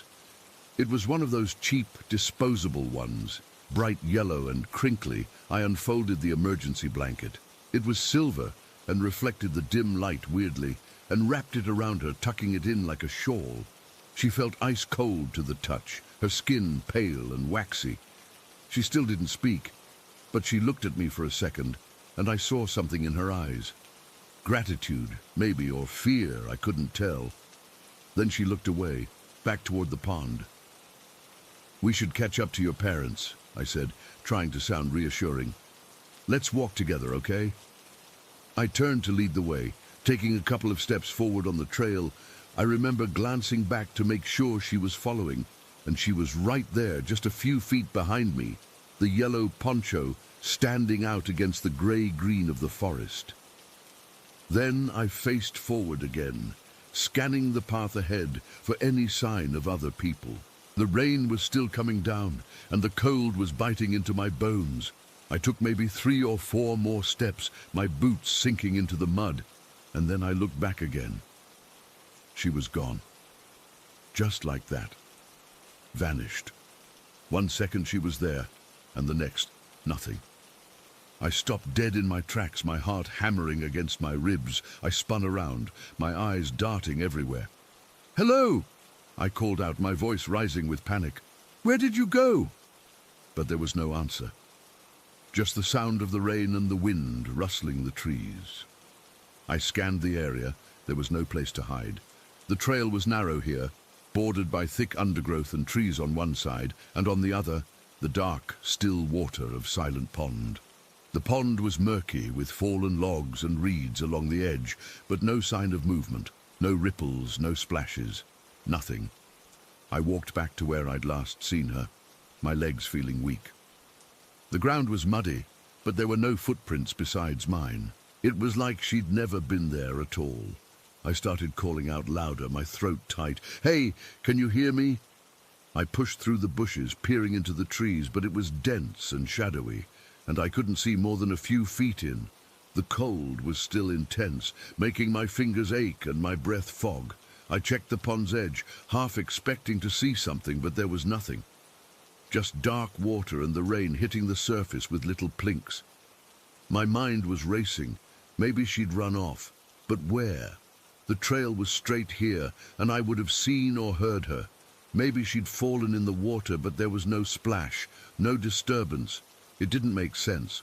I stood there for what felt like forever, but it was probably only a minute or two, just staring at the spot where she'd been. The poncho and blanket were gone too. No trace of them anywhere. I even checked my backpack, thinking maybe I'd imagined giving them to her, but the spare poncho and emergency blanket were missing. I'd definitely taken them out. A chill ran down my spine that had nothing to do with the temperature. This wasn't right. This was impossible. I felt a surge of pure primal fear, the kind that makes your stomach drop and your skin crawl. I had to get out of there. I turned and started hiking back the way I came, moving fast, almost running. My boots slipped in the mud and I nearly fell a couple of times, but I didn't care. I just wanted to be back at my car, away from this place. The whole way back I kept looking over my shoulder, expecting to see her or something else. But the trail was empty.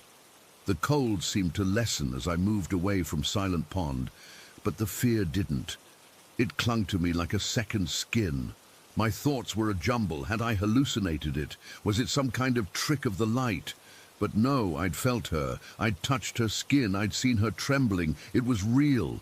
By the time I reached the parking lot, the rain had let up a bit, and the temperature felt normal again. Chilly, but not freezing. I fumbled with my keys, my hands still shaking, and got into my car. I turned on the engine and blasted the heat, sitting there for a few minutes just trying to calm down. My clothes were soaked through, and I was shivering. But not from the cold, from the adrenaline and the sheer weirdness of what had happened. That's when I remembered the weather logs. I pulled out my phone, my fingers clumsy on the screen, and opened the app I use for hiking. It tracks temperature and weather conditions based on location and time. I scrolled back to that day, to the time I was near Silent Pond. It would have been around 10 in the morning. The log showed the temperature never dropped below 8 degrees Celsius, 8 degrees. That's cool, sure, but not freezing. Not cold enough to see your breath, not cold enough to make a kid tremble like that, and definitely not cold enough to explain what I felt. I sat there staring at my phone, the numbers burning into my brain. 8 degrees. But I'd felt it. I'd seen my breath. I'd been so cold it hurt, and that girl, she was real, I know she was. But she vanished into thin air, with no place to go, and the weather says it never happened. The terror of that moment washed over me again. So strong, I had to grip the steering wheel to stop my hands from shaking. I couldn't explain it then, and I still can't. I drove home in a daze, and every time I think about it, I get that same cold feeling. Like I'm back there on the trail, staring at an empty spot where a soaked, trembling girl should have been. Story 14. I've never really talked about this before, not in any real way, because how do you even start? But it's one of those things that stuck with me, like a splinter in my mind, and I guess writing it down might help. Or maybe it'll just make it worse, who knows? Anyway, this happened when I was 11 years old, back when my family moved into this old house in Massachusetts. It was one of those century-old places that creaked and groaned like it was alive, and from the moment we stepped inside, I felt this weird heaviness in the air, like the walls were holding their breath. We'd moved there in the fall, and I remember the leaves were all turning orange and red, but the house itself felt grey, like it had been drained of colour. My parents were excited at first. They kept talking about the character and the history. But to me, it just felt off. The hallway on the second floor was the worst part. It was narrow, way too narrow, and it curved in this weird way that made it feel like you were walking in circles, even if you were just going from one room to another. I got lost in it a couple times during the day, which sounds silly, but it's true. I'd be heading to the bathroom and end up back at the top of the stairs without meaning to. It was like the house was playing tricks on me. The day it happened started out normal, or as normal as things got in that place. I'd spent the afternoon unpacking my room, which was at the end of that hallway, right across from my parents' room. My bed was pushed against the wall opposite the door, and I had this old wooden dresser that smelled like mothballs. The whole room had this damp, dusty smell, like old books left in a basement. I remember feeling antsy, like I couldn't settle, so after dinner, I went downstairs to watch cartoons in the living room. We didn't have cable yet, so it was just whatever was on the local channels, stuff like Tom and Jerry reruns, the kind with the scratchy animation and that weird background music that always made me a little uneasy. I curled up on the couch with a blanket, and for a while it was okay. The house was quiet except for the occasional creak from upstairs, but I tried to ignore it. When it got late, my mom called me up to bed. I remember dragging my feet because I didn't want to go back to my room. The hallway felt even narrower at night, with only the dim light from the sconces on the walls. They flickered sometimes, casting shadows that moved in the corners of my eyes. I brushed my teeth in the bathroom down the hall, and the whole time I kept feeling like someone was watching me from the doorway I'd spin around. But there was never anyone there. Just that empty, dark space. I got into bed around 9 o'clock, I think. My parents had already gone to their room, and the house was dead quiet. I lay there for what felt like hours, staring at the ceiling and listening to the sounds. There was this one floorboard near the stairs that would groan every now and then, like someone was stepping on it. But I told myself it was just the house settling. Old houses do that, right? But then I heard it. A click, like a lock turning. It came from the top of the staircase, clear as day. Not a loud click, but sharp, like the sound of a key in a lock, except there wasn't any lock up there that I knew of. My heart started pounding right away, thumping against my ribs so hard I could feel it in my throat. I held my breath, listening. For a second, there was nothing, and I thought maybe I'd imagined it. But then I heard footsteps. Slow, heavy footsteps, like someone was walking deliberately, taking their time. They weren't rushed or random. They had a rhythm to them, like whoever it was knew exactly where they were going, and they were coming down the hallway toward my room. I pulled the covers up to my chin, my whole body tensed up. I could feel the cold seeping through the blankets, even though it wasn't that cold in the room. The air felt thick, like I was breathing through water. The footsteps got closer, and I could hear the floorboards creaking under the weight. They stopped right outside my door. I remember staring at the crack under the door, waiting to see a shadow or something, but there was nothing. Then the door creaked open slowly, without anyone touching it.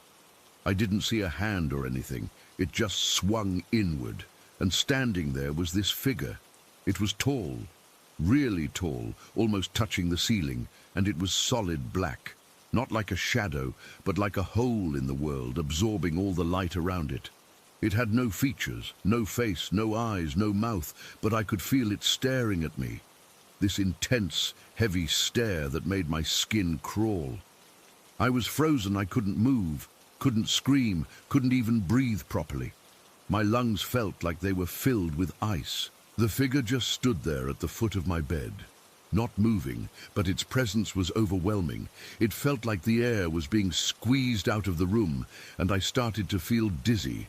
Then, without any warning, these hands reached out from the darkness. They were black too, inky black, and they clamped around my ankles. The grip was incredibly strong, like cold metal bands tightening around my skin. I could feel the pressure, sharp and biting, and then it yanked. It wasn't a gentle pull, it was violent, like someone trying to rip me apart. My body flipped over in the bed, and I felt this rush of cold air, like a freezer door had been thrown open. Everything spun, and for a second I was disoriented. My head swimming when I came to. I was upside down, my head hanging off the edge of the bed, and my legs tangled in the covers. The figure was gone, but the room felt different, colder, emptier. I could still feel the imprint of those hands on my ankles, cold and numb. I scrambled out of bed, my heart racing so fast I thought it would burst. I didn't even bother with the lights. I just ran out of the room and down the hallway to my parents' door. I banged on it, my hands shaking, and when my dad opened it, he looked annoyed, half asleep. "What is it?" he mumbled, rubbing his eyes. I was crying by then, trying to explain about the figure and the hands, but it came out in a jumble. My mom came to the door too, and she just sighed. "You must have had a bad dream," she said, her voice tired. "Go back to bed, honey, it's late." I begged them to check my room, but they didn't. My dad just walked me back, peeked inside and said, "See? Nothing there." He tucked me in, but it felt hollow, like he was just going through the motions. As soon as he left, I curled into a ball. Pulling the covers over my head, I could still feel that cold spot on my ankles, and every creak of the house made me jump. I didn't sleep the rest of the night. I just lay there, staring at the door, waiting for something to happen again. But it didn't. The house stayed quiet, and the figure never returned. The next morning, everything seemed normal, but I couldn't shake the feeling. I kept looking over my shoulder, expecting to see that black shape in the corners. My parents didn't bring it up again, and over the years, it became this weird family joke. My mom would sometimes mention it when things were changing, like when they got divorced a few years later. She'd say, "Remember that night you saw that thing? Maybe it was a sign." But it wasn't funny to me. That moment, when those hands yanked me and flipped me over, it left a mark. I still get chills thinking about it, and sometimes, when I'm alone in the dark, I feel that cold rush of air out of nowhere. I don't know what it was, and I probably never will. Story 15. I've been a nurse for over 20 years, and I've seen just about everything you can imagine in a hospital: blood, grief, miracles, you name it. But nothing prepared me for the 10 years I spent at that place in the Midwest. I don't even like saying its name anymore. It's like giving it power.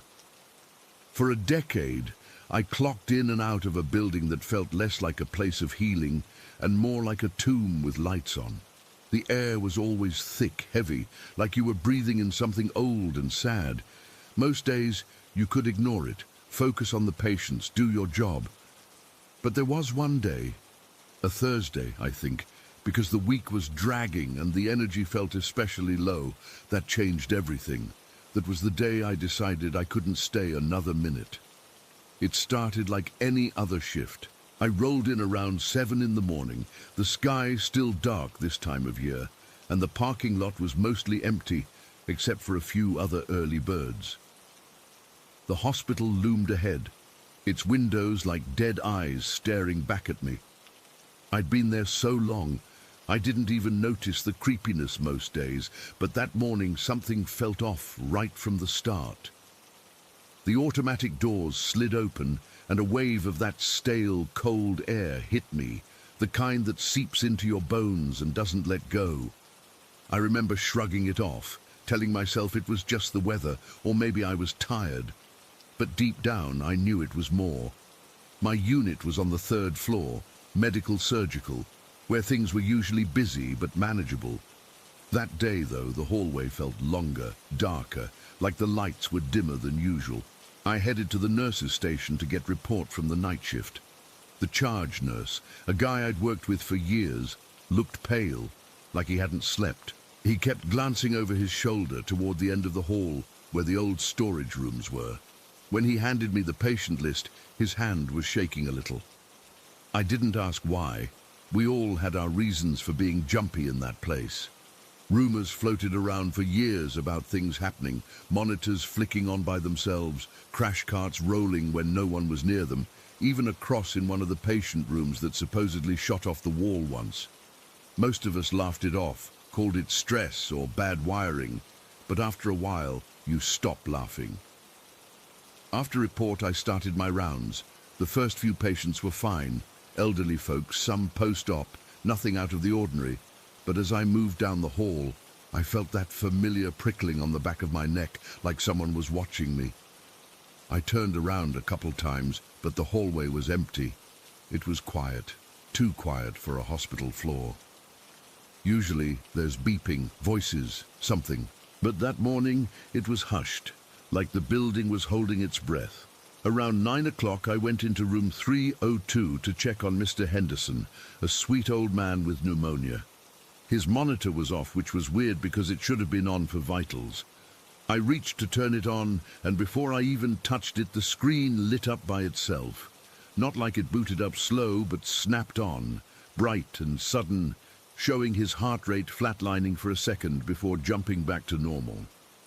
My heart skipped a beat. I've seen monitors glitch, but this was different. It felt intentional, like something was playing with me. Mr. Henderson was asleep. Oblivious, I stood there for a minute, my hands cold, trying to shake it off. I told myself it was a power surge, but I knew it wasn't. Stuff like that happened a lot here, but never so in your face. I finished up with him and moved on, but the feeling of being watched got stronger. As I walked past the supply closet, I heard a soft scraping sound, like something dragging. I paused, my pulse quickening.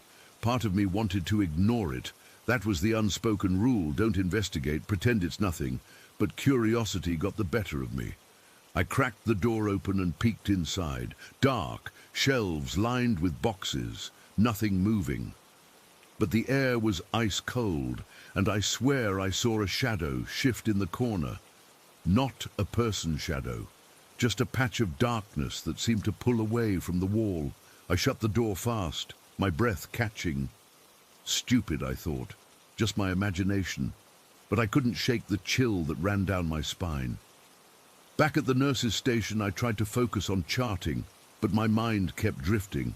I remembered a story from a few years back when a colleague said she saw a figure in one of the rooms, a tall, dark shape that vanished when she blinked. At the time, I brushed it off as fatigue. Now, I wasn't so sure. The violence in that place didn't help either. We'd had incidents where patients turned on staff, once even a stabbing. A nurse I knew got slashed with a scalpel by a delirious patient. She quit not long after. The energy wasn't just eerie, it was aggressive, like the building itself was angry. Around 11, things escalated. I was helping with MedPass down the hall when I heard a loud crash from the direction of the crash cart station. We all froze for a second, then hurried over. The crash cart, a big, heavy thing on wheels, was sitting in the middle of the hallway, though it had been parked against the wall moments before no one was near it. One of the younger nurses gasped, her face white. "Did it just move?" she whispered. I felt a knot tighten in my stomach. We'd all heard stories, but seeing it happen was different. The cart hadn't just rolled, it was like it had been pushed with force. We stood there staring until the charge nurse barked at us to get back to work, but the air felt charged, electric with fear. Lunchtime came and went, but I couldn't eat. My hands were trembling, and I kept glancing around, expecting something to happen. The heavy, stagnant air seemed to press in on me, making it hard to breathe. I ducked into the break room for a minute to collect myself, but even there, it felt wrong. The cross on the wall, a simple wooden one that had been there forever, caught my eye. I'd never paid it much mind, but today it seemed to gleam under the fluorescent lights. As I watched, it shuddered, then flew off the wall and clattered to the floor. Not fell, flew, like it had been thrown. It landed with a crack, splintering the wood. My heart hammered in my chest. I backed out of the room, my legs weak. No one else saw it, I was alone. That's when I knew I wasn't imagining things. This was real, and it was getting worse. The afternoon dragged on, each minute feeling like an hour. I tried to stay busy, checking on patients, but my focus was shot. Around 3 o'clock, the violence I'd been dreading surfaced. We had a patient in room 310, a guy in his 40s who'd been admitted for detox. He'd been agitated all day, and when a nurse went in to give him his meds, he snapped.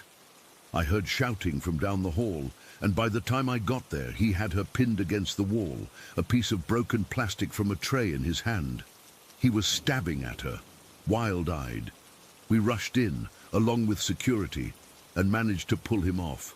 Blood was everywhere, on the floor, on her scrubs. She was screaming, and I felt a surge of adrenaline and terror. This wasn't the first time something like this happened, but it felt raw and personal, like the building was feeding off the chaos. As we dealt with the aftermath, calling for help, tending to the injured nurse, the paranormal stuff kicked up again. Monitors in empty rooms started flickering on and off, casting weird shadows. I saw a vision, for lack of a better word, out of the corner of my eye. A dark, human-like shape darting across the hall. It was gone when I turned, but the image stuck with me, cold and vivid. The footsteps started then, slow and deliberate, like someone walking heavily in the distance. I'd heard them before, but today they were closer, more persistent. I followed the sound once, down toward the old wing, but when I got there, nothing. Just empty corridors and that same heavy silence. By 5 o'clock, my shift was supposed to be over, but I felt trapped. The energy in the place was suffocating, a mix of fear and something ancient and malevolent. I decided to grab my stuff and get out, but as I headed toward the locker room, I passed room 305. The door was ajar, and inside I saw the crash cart again, parked neatly by the bed, except I knew it had been secured elsewhere. After the incident, my blood ran cold. I pushed the door open, and for a second I thought I saw a figure standing by the window, tall, indistinct, like a shadow person. Then it was gone, and the room was empty except for the cart. I backed away, my heart pounding so hard I thought it would burst. I didn't even bother changing out of my scrubs. I just grabbed my bag from the locker and headed for the exit. The walk to the parking lot felt like miles, every step weighed down by that heavy air. When I finally got to my car, I fumbled with the keys, my hands shaking. As I drove away, I glanced back at the hospital, and I swear I saw a light flicker in one of the upper windows, a quick, bright flash, like a signal. Then it was dark again. I never went back. Called in sick the next day, then quit over the phone. The relief was immediate, like a weight lifted off my chest. But to this day, I can't explain what happened that Thursday. Was it all in my head? I don't think so. The memories are too sharp, too real. Sometimes I still wake up in the middle of the night, hearing those footsteps, feeling that cold air, and I know something was in that place, and it didn't want us there. Story 16. We've been in this house for almost 16 years now. It's one of those old, sturdy places built back in the 50s, with thick walls and creaky floors that you get used to over time. For the first decade or so, it was just quiet. Normal. The kind of house where you could forget a noise was even unusual because everything settled into a routine. But these past few months, things started shifting. Little things at first. Knocks on the walls that sounded too deliberate to be the house settling. Taps on the glass panels in the sunroom like someone was trying to get our attention. We'd brush it off, blame it on the wind or the pipes, but it kept happening, and it was starting to get under our skin. That particular evening, it was a Tuesday, I think, because my wife had just gotten home from work, and we were all kinda scattered around the house. I was in the living room with our daughter, who's 10, helping her with some homework spread out on the coffee table. Our other son, the younger one, was upstairs in his room, probably playing video games. We could hear the faint thumps of him moving around up there. The eldest, he's 16, had gone with my wife to the laundry room in the basement to start a wash before we headed out for groceries later. We were low on clean clothes, so it was one of those chores you squeeze in when you can. The laundry room's down in the basement, and the door to it screeches like hell every time you open or close it. It's one of those heavy wooden doors with hinges that haven't been oiled in years, and the sound is unmistakable. A long, grating whine that echoes through the house. You can't miss it. We've talked about fixing it, but honestly, after all this time, it's become part of the background noise, except when it happens, it's loud enough to make you jump if you're not expecting it. So my wife and our eldest went down there around 6 o'clock. I remember because I'd just glanced at the clock on the wall, thinking we needed to leave for the store soon if we wanted to beat the rush. The basement stairs are right off the kitchen, and I heard the screech as they opened the door. Then their footsteps fading down the steps. My daughter and I kept working on her math problems. She was stuck on fractions, and I was trying to explain it in a way that made sense. But my mind was half on the strange noises we'd been hearing lately. Earlier that day, there'd been a tap on the living room window. Not a bird or anything, just a sharp, quick tap, like someone was standing outside. But when I looked, no one was there. It left me feeling uneasy, like the house was watching us. About 20 minutes later, my wife and son came back up. I heard the door screech again, and they walked into the living room. My wife mentioned they'd started the wash, but forgot to move the clothes from the last load into the dryer. She said she'd do it later after we got back from the store because we were running behind. We all got distracted then. My daughter finished her homework, my eldest went to his room, and I started making a list for groceries. The younger son came downstairs at one point, asking what was for dinner, and we decided we'd grab something quick after shopping. The whole time, the house felt normal. But in the back of my mind, I kept thinking about those knocks we'd heard over the weekend, how they seemed to come from inside the walls, like something was moving around in there. We ended up leaving for the store around 7. The laundry was still sitting in the washer, damp and waiting, but we figured we'd deal with it when we got home. The grocery run took longer than expected. Traffic was bad and the store was crowded, so it was past 8 by the time we pulled back into the driveway. The house was dark, except for the porch light, and as we unloaded the bags, I remember feeling a chill, like the air was colder than it should have been for early fall. Nothing major, just one of those little things you notice but don't think much about. Once inside, we started putting groceries away. My wife said she'd go check on the laundry and move it to the dryer so we could have clothes for the next day. She headed toward the basement, and I stayed in the kitchen, helping the kids unpack. A few minutes passed, and then I heard her call my name from the top of the basement stairs. Her voice was tight, strained, like she'd seen something she couldn't process. I dropped what I was doing and went over, and the look on her face, it was pure confusion mixed with fear. Her eyes were wide, and she was holding onto the doorframe like she needed support. She told me to come see, so I followed her down. The basement is unfinished, with concrete floors and exposed beams, and it always smells a bit damp and dusty. The laundry room is a small area off to the side, with the washer and dryer against one wall and a metal basket for clothes on the floor. When we walked in, she pointed to the basket. Half the clothes from the washer were in there, piled neatly, but they were still damp like they'd just come out of the spin cycle. The other half was still in the washer, sitting in a wet heap. The washer itself was closed, and everything was quiet. My first thought was that one of the kids had done it, but my wife shook her head. She said no one had been down here since we left for the store. She'd been the last one to come up, and she'd heard the door screech when she closed it. If anyone had opened it again, we would have heard it. That sound carries through the whole house.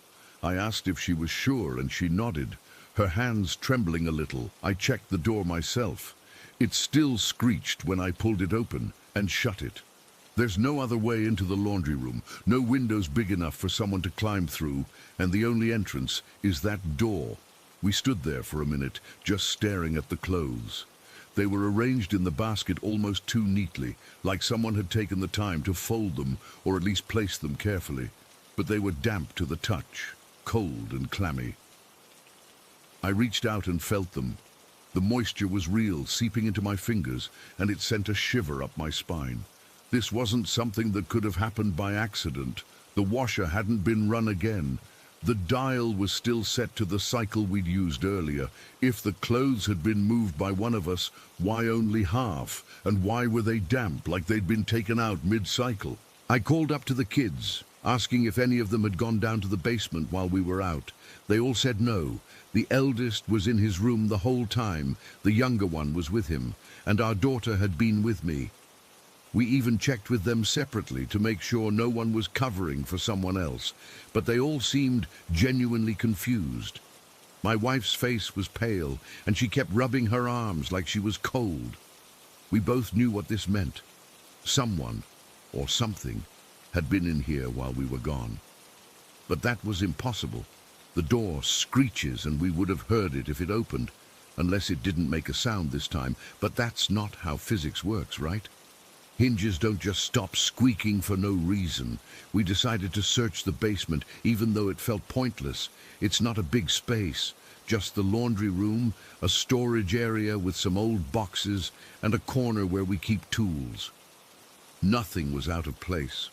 No footprints on the dusty floor, no signs of forced entry. The air felt heavy, though, like it was pressing down on us, and I kept getting this feeling that we weren't alone. My heart was beating fast, and I could feel sweat on my palms. This wasn't like the knocks or taps. Those were creepy, but they could be explained away. This was tangible. Someone had physically moved those clothes, and we had no explanation for it. We went back upstairs, and my wife was quiet for a long time. She finally said what we were both thinking. It was like someone or something was helping with the chores, but that thought was even scarier than if it had been a prank. Because if it was a person, we could deal with that. But this felt different, like an unseen presence that had been in our house, moving things around while we were gone. It reminded me of stories I'd heard about poltergeists or spirits, but I've never believed in that stuff. Now, though, I wasn't so sure. The rest of the evening, we were all on edge. Every little noise made us jump. The fridge humming, the house settling, even the wind outside. We tried to act normal for the kids' sake, but I could tell they were freaked out too. My eldest asked if we should call someone, like a priest or something. But what would we say? Hey, our laundry got half moved by a ghost. It sounds ridiculous when you say it out loud. So we just sat in the living room watching TV, but none of us were really paying attention. I kept glancing toward the basement door, half expecting it to creak open on its own. Around 10 o'clock, we decided to head to bed. My wife and I talked in hushed tones in our room, trying to make sense of it. She said she felt violated, like our privacy had been invaded in a way she couldn't explain. I felt the same. This deep, gut-level fear that we weren't alone in this house, and whatever was here wasn't necessarily friendly. Why would it move half the laundry? Was it trying to help, or was it just messing with us? The randomness of it made it even creepier. If it had taken all the clothes, maybe we could have brushed it off as a mistake. But half? That felt intentional. I didn't sleep much that night. Every time I closed my eyes, I'd picture those damp clothes in the basket, and I'd get this cold feeling in my chest. I kept listening for sounds, knocks, taps, anything, but the house was silent. Too silent, like it was holding its breath. At one point, I thought I heard a faint shuffling from the basement, but when I strained to listen, it was gone. Maybe it was just my imagination, but after what happened, I couldn't shake the feeling that something was down there, waiting. The next morning, we checked the laundry again. The clothes were still there, half in the basket, half in the washer, exactly as we'd left them. We ended up moving them to the dryer ourselves, but it felt weird, like we were completing a task that had been started by someone else. We haven't talked about it much since then, but it's always in the back of my mind. The knocks and taps have kept up, off and on, and sometimes I'll find things slightly moved. A book on the shelf shifted, a chair pulled out from the table when no one's been in the room, but nothing as blatant as the laundry incident. That evening, that one Tuesday, changed everything. It's been weeks now, and I still can't explain it. We're still living here, because where else would we go? But every time I hear that basement door screech, my heart skips a beat, and I remember the damp clothes and the feeling that we're not alone, and I don't know what to do about it. Story 17. I didn't really understand what that meant as a kid. I just knew the house felt wrong. My room was at the end of the hall, and the floorboards in that hallway would creak in a specific pattern, like someone was walking from my parents' room to mine, but only ever at night. They weren't the normal settling noises of an old house. This was a deliberate 1-2, 1-2 step. I'd pull the covers over my head and pray for it to stop. Sometimes I'd hear whispering. It wasn't voices saying words I could understand, just this low, sibilant hiss that seemed to come from the walls themselves. It felt like they were breathing. I saw my first shadow figure in that house. I must have been about 10 years old. I woke up because I felt like I was being watched. That specific prickle on the back of your neck that screams you're not alone. and standing at the foot of my bed was this shape. It was tall, way taller than my dad, and it was just pure black. Not the dark of a room at night, but a black that seemed to suck the light right out of the air around it. It had no features, no face, no details, just a human-like silhouette that was impossibly deeply wrong. It stood there for what felt like an hour, but was probably only a few seconds, and then it was just gone. It didn't walk away or fade. It was there one moment and not there the next. I didn't scream. I couldn't. My throat was sealed shut with a fear so cold it felt like ice in my veins. That was my introduction. I thought, or maybe I just hoped, that it was tied to that house. When we moved away when I was a teenager, I was so relieved. For a few years, things were quiet, normal. I started to believe I'd left it all behind, but it came back. Years later, I was living in this apartment with a roommate. It was a cheap place, but it was ours. For the first 6 months, it was fine. Then one Tuesday, it started. A sound from the kitchen. It wasn't a bang or a crash. It was a low, guttural growl. It was the kind of sound you'd imagine a massive dog would make if it was starving and cornered, but twisted, wrong, like it was made of static and hatred. It lasted for over 12 hours. I'm not exaggerating. From around 7 in the evening until past 7 the next morning, this sound just went on and on. My roommate heard it too. We called the landlord, we called the police, but of course by the time anyone showed up, it would stop. The moment they left, it would start again. We huddled in my room with the lights on, listening to this demonic noise echo through our home. We didn't sleep. We just sat there shaking, waiting for the sun to come up. That feeling of being a prisoner in your own home. It does something to you. It hollows you out. So, I've had experiences. I'm not a stranger to this stuff, but what happened last week at my boyfriend's apartment, that was different. That was intimate. It crossed a line I didn't even know was there. It was a Thursday. I remember because my boyfriend, let's just call him Mark, he has a standing thing with his friends on Thursday nights. They get together and play those complicated board games with a million little pieces he'd left around 6, and I'd decided to just have a quiet night in. I ordered some food, watched a dumb reality show, and around 9, I figured I'd take a shower before he got back. His bathroom is small. The shower stall is one of those standing ones with a glass door. The sink and toilet are right there, and the door to the hallway is one of those hollow core ones that doesn't latch properly unless you really slam it. I remember turning the water on, waiting for it to get hot, and stepping in. The steam felt good. For the first time all day, I was starting to relax. I was in my own little world, shampoo in my hair, eyes closed against the suds. That's when I heard the front door open and close. It wasn't a loud sound, just the familiar thud and click of the deadbolt. My first thought was that Mark had come home early. I felt a little jolt of surprise, but not alarm. I kept rinsing my hair. Then I heard his footsteps coming down the short hallway towards the bathroom. They were his footsteps. I know the sound of his walk. He has a slight limp from an old soccer injury, so it's a distinctive step-drag sound on the hardwood floor. I heard it clear as day. The bathroom door, the one that doesn't latch well, creaked open. I couldn't see much through the foggy glass of the shower door, just a blurry shape moving past. It was his height, his build. It stopped right by the sink, and I saw the dark shape of its head turn towards the shower. Then it spoke. His voice, it was his voice. Exactly. A little tired, a little hoarse, the way he sounds after a long day.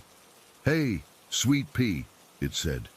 My blood went cold, not the chill of fear, but a deep Arctic cold that started in my chest and spread outwards, freezing me in place. Sweet pea. That's his nickname for me, the one he came up with, the one only he uses, no one else. Ever. I couldn't move. I couldn't speak. I just stood there with the water beating down on my back, my hands gripping the tiled wall, my heart hammering against my ribs so hard I thought it would crack them. The shape just stood there for a moment longer, and then I heard the footsteps again. Step drag, back down the hall. I heard the front door open and close once more.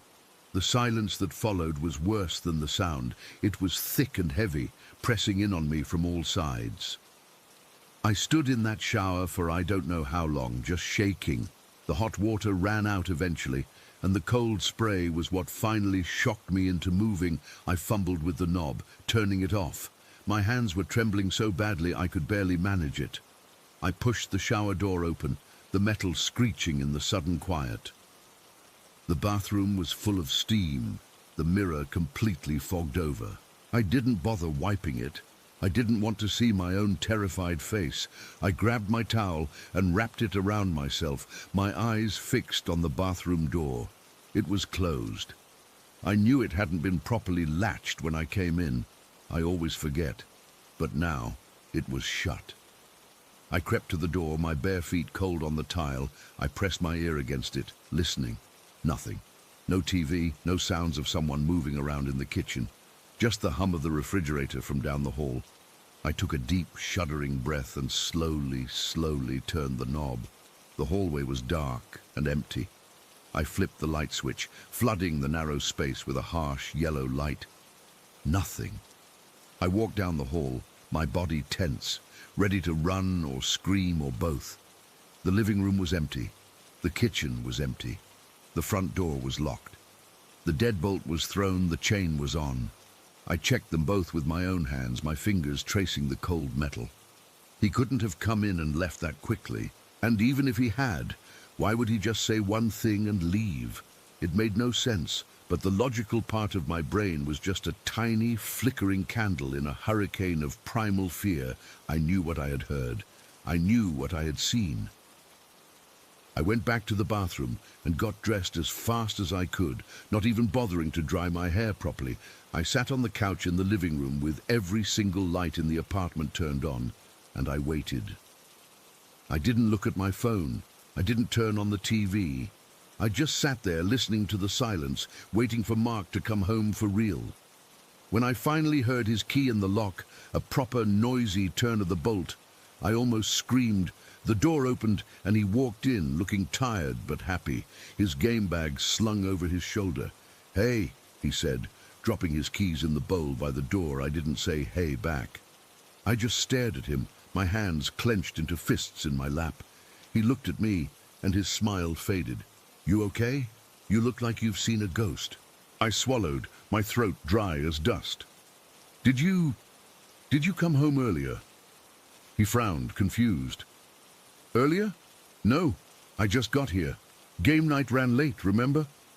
We started a new campaign." He came over and sat next to me on the couch. "What's wrong?" The words felt like shards of glass in my throat. "About an hour ago. I was in the shower, I heard the door open. I heard you walk down the hall.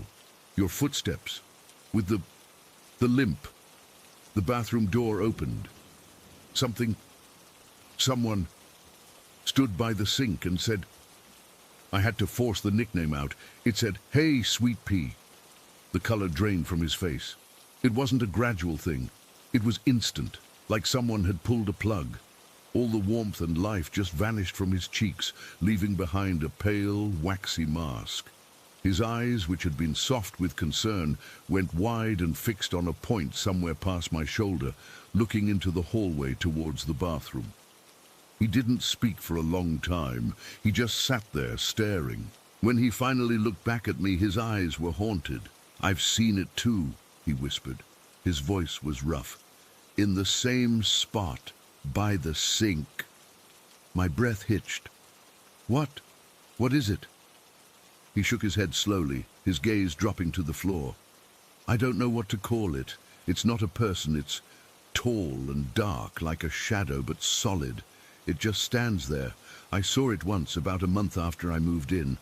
I woke up to get a glass of water, and it was just standing in the bathroom, facing the mirror. It turned its head and looked right at me." He shuddered. a full-body tremor that was horrible to see. It felt malevolent, like it hated me just for being alive. I never told you because, I don't know. I thought I was going crazy, or I hoped it was a one-time thing. We sat there in silence after that. The air in the room felt thin and used up. All the lights were on, but the shadows in the corners of the room seemed deeper and darker than they had before. The familiar shape of his apartment, a place I had come to think of as a second home, was now alien and threatening. The bathroom door, half open down the hall, looked like the entrance to a cave. I've been told by people who claim to know about these things that you have to command it to leave. You have to be forceful, to show it you're not afraid. But how can you not be afraid? This thing doesn't just knock things over or make noises. It wears the faces and voices of the people you love. It invades your most private, vulnerable moments. It takes the one place you feel safe and turns it into a stage for its horror. This entity, whatever it is, feels more intrusive than anything I've ever encountered. It's not just a presence anymore, it's a mimic, it's a thief. It steals the familiar and weaponizes it. That night, it stole the sound of Mark's walk, the timbre of his voice, a pet name that was supposed to be a secret comfort between us. It took all that and used it to scare me so deeply, I feel like a part of me is still standing in that shower, frozen and terrified. It shakes me to my core because it makes me question everything, my senses, my memories, the safety of my own surroundings. If I can't trust what I see and hear in my own boyfriend's home, where can I trust it? The fear isn't just a reaction anymore. It's a constant, low-grade hum in the background of my life, a vibration of dread that I feel in my teeth. And the worst part, the thing that keeps me up at night, is the ending, or the lack of one. There's no resolution. There's no final confrontation. Mark and I never saw it together. We never chanted any prayers or burned any sage. We just talked about it in hushed voices on a brightly lit couch. And then eventually we went to bed, neither of us sleeping a wink. The thing was just there, and then it was gone, and we're left here, living in the aftermath, jumping at every creak and whisper, waiting to see if it will decide to wear his face for me again. Story 18. I remember I was tired, the kind of tired that sits deep in your bones after a long day at work. I stood up from the couch, my knees cracking in that way they'd started to, and stretched. Sarah was already heading toward the bathroom to brush her teeth. Our apartment was quiet, the kind of quiet that feels heavy after the TV's been on for hours. Just the hum of the refrigerator from the kitchen and the faint, distant sound of a car passing by outside. I was heading to our bedroom, which was down the hallway. The hallway was always a bit dark because the overhead light was one of those weak, energy-saving bulbs that never seemed to throw enough light. It was a long, narrow stretch with a worn-out beige carpet, and the door to the bedroom was at the very end. To the left was the bathroom door, and to the right was the door to the spare room we used for storage, always kept closed. I was halfway down the hall when I heard Sarah stop in the bathroom doorway behind me. I didn't think much of it at first. I figured she'd forgotten something, but then the silence stretched on. And it was a different kind of silence. It was thick, charged. I turned around to see what was up. She was just standing there, frozen. One hand was on the doorframe, her knuckles white. Her other hand was still holding her toothbrush, suspended in mid-air. Her face had gone completely blank, all the color drained from it, leaving her looking like a wax model of herself. Her eyes weren't on me. They were fixed, locked onto something down the hallway, past me, toward our bedroom door. "Sarah," I said, and my voice came out quieter than I meant it to, almost a whisper. She didn't answer. She didn't even blink. She was just staring, her mouth slightly open. A cold trickle, like a single drop of ice water, started tracing a path down my spine. I followed her line of sight, Turning my head slowly back toward the dark end of the hallway, I didn't see anything at first. Just the shadows pooling near the bedroom door. The nightlight we had plugged in near the floor was out. I remember thinking, oh, the bulb must have died. But then I felt it. The air changed. It got colder, a dry, static cold that made the fine hairs on my arms and the back of my neck stand straight up, and there was a smell. Faint at first, then stronger. It was the smell of burnt dust. You know, the smell when you turn on a heater for the first time in winter, that acrid electric scent. That's exactly what it was. My heart started thudding against my ribs, a heavy, slow drumbeat of pure dread. I took a step backward, my eyes straining against the darkness. And that's when I saw it, or I saw the space where it was. There was a shape standing in front of our bedroom door. It was tall. So impossibly tall that its head was just a few inches from the popcorn texture of the ceiling. It was thin, a stark black silhouette against the slightly less dark wall behind it. It didn't have any details, no clothes, no features. It was just a long, slender column of a deeper darkness, a void that swallowed the little light there was. "Sarah," I said again, my voice tight. "The light. Flip the hall light." My eyes were glued to the thing. I couldn't look away. It was so still, unnaturally still. It wasn't leaning or shifting its weight. It was just there. I heard a fumbling sound behind me, the scratch of Sarah's fingernails on the wall as she felt for the light switch. The plastic click of the switch was deafening in the silence. The weak overhead bulb flickered on for a split second. In that single, blinding flash of yellow light, I saw it clearly. It had no face. Where a face should have been was just smooth, featureless darkness. It wasn't black skin or a mask. It was like looking into a hole cut out of the world. The top of its head, that long, slender head, was right there, nearly touching the ceiling. The burnt dust smell became overpowering, clogging my nostrils and the back of my throat. And then the light bulb exploded. It wasn't a loud pop like in the movies. It was a sharp, glassy crack, and then a shower of tiny, tinkling shards rained down on the carpet around us. The hallway was plunged back into a darkness that felt 1,000 times deeper and more suffocating than before. We both screamed. I think I screamed. It was a raw, involuntary sound ripped out of me. I stumbled backward, my shoulder slamming into the wall, and I reached out blindly for Sarah. I found her arm, and her hand clamped onto my wrist like a vice. We were both shaking so hard I thought my teeth would chatter right out of my head. We stood there in the pitch black, huddled together, breathing in ragged, panicked gasps. I couldn't see the thing anymore, but I could feel it. The cold was still there, concentrated at the end of the hall. The smell of burnt dust was so strong, it was making me feel nauseous. We didn't move. We couldn't. We were paralyzed, listening. There was no sound, no footsteps, no breathing, nothing. Just our own terrified panting and the frantic hammering of our hearts. I don't know how long we stood there. It could have been 10 seconds or 10 minutes. Time just stopped making sense. Then, slowly, the cold began to recede. It didn't vanish, but it withdrew, pulling back down the hallway like a tide going out. The smell faded with it, leaving behind just the normal, stale apartment air. The oppressive weight in the hallway lifted, and it just felt like a dark hallway again. We didn't sleep in the bedroom that night.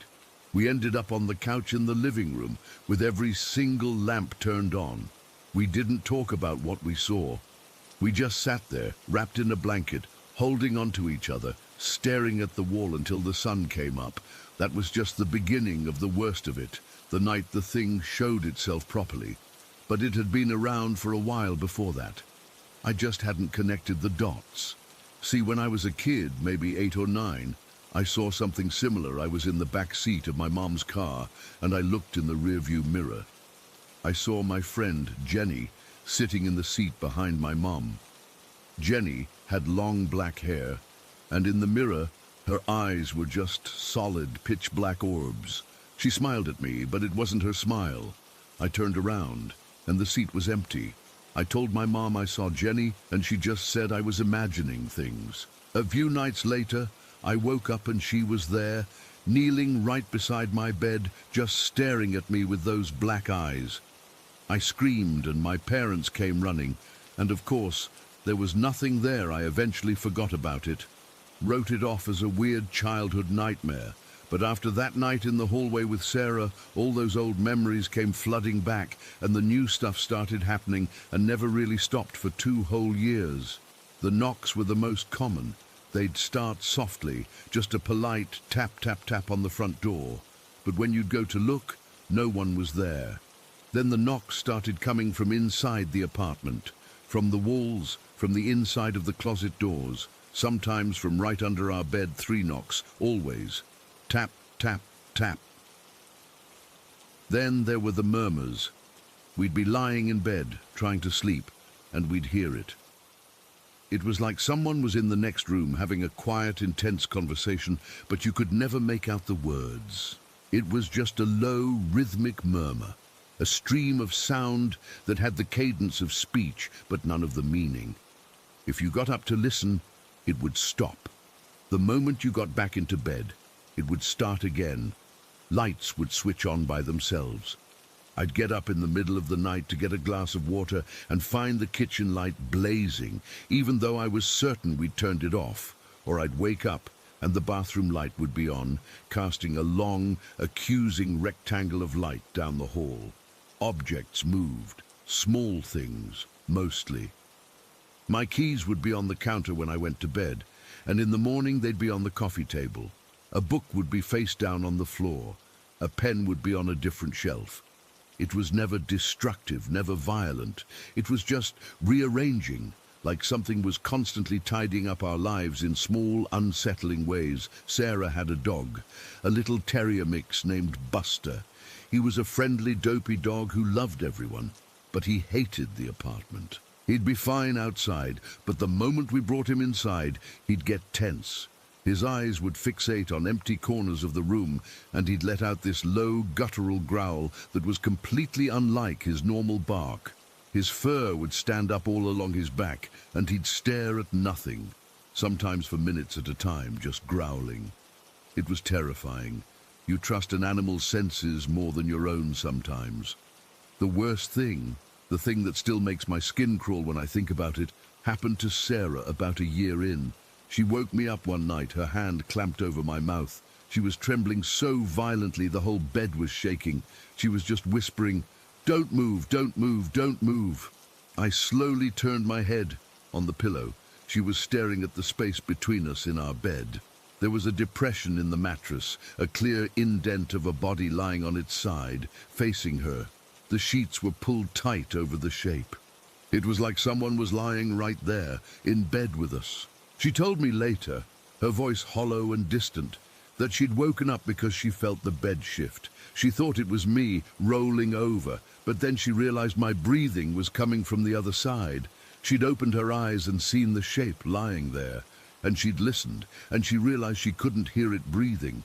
There was no sound of inhalation or exhalation, just a profound, dead silence coming from the space right next to her.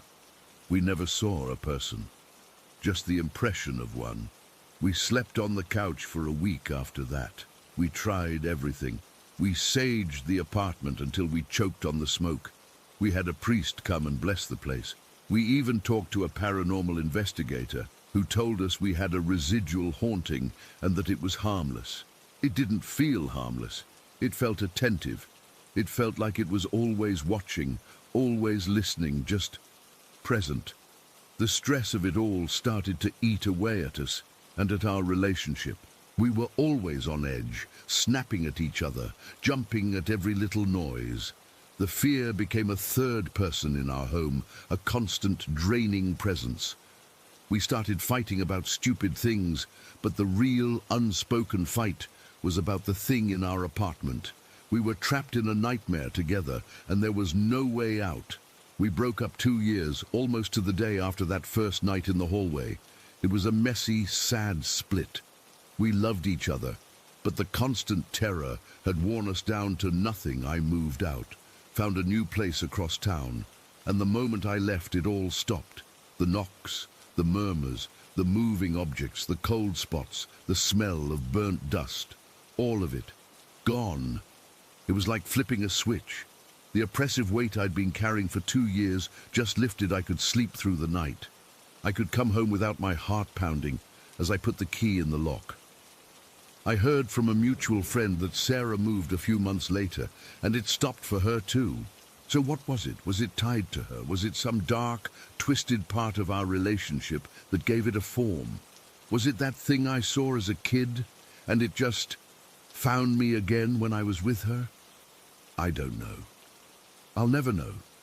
All I know is that for 2 years, something tall and thin and faceless lived with us, and the day our relationship ended, it was just gone. Story 19. We live on the outskirts of town, where the houses thin out and give way to open fields. There's one particular field I always take him to. It's big and empty, bordered by a line of trees on one side and an old, unused railroad track on the other. During the day, it's just a patch of grass and weeds, but at night it feels different, isolated. The only light comes from the moon when it's out, and that night it was a thin crescent, barely enough to see by. I had a small flashlight with me, but I didn't turn it on at first. I liked the quiet, the way the darkness wrapped around everything. My dog, he was pulling on the leash, eager to get moving. I could feel the tension in the strap, his body vibrating with energy. We started across the field, the grass crunching softly under our feet. It had been dry lately, so the ground was firm, but I could smell that damp, earthy scent that comes from dew settling. I remember thinking how peaceful it was, how I should do this more often to clear my head. But then, about halfway across, I saw something.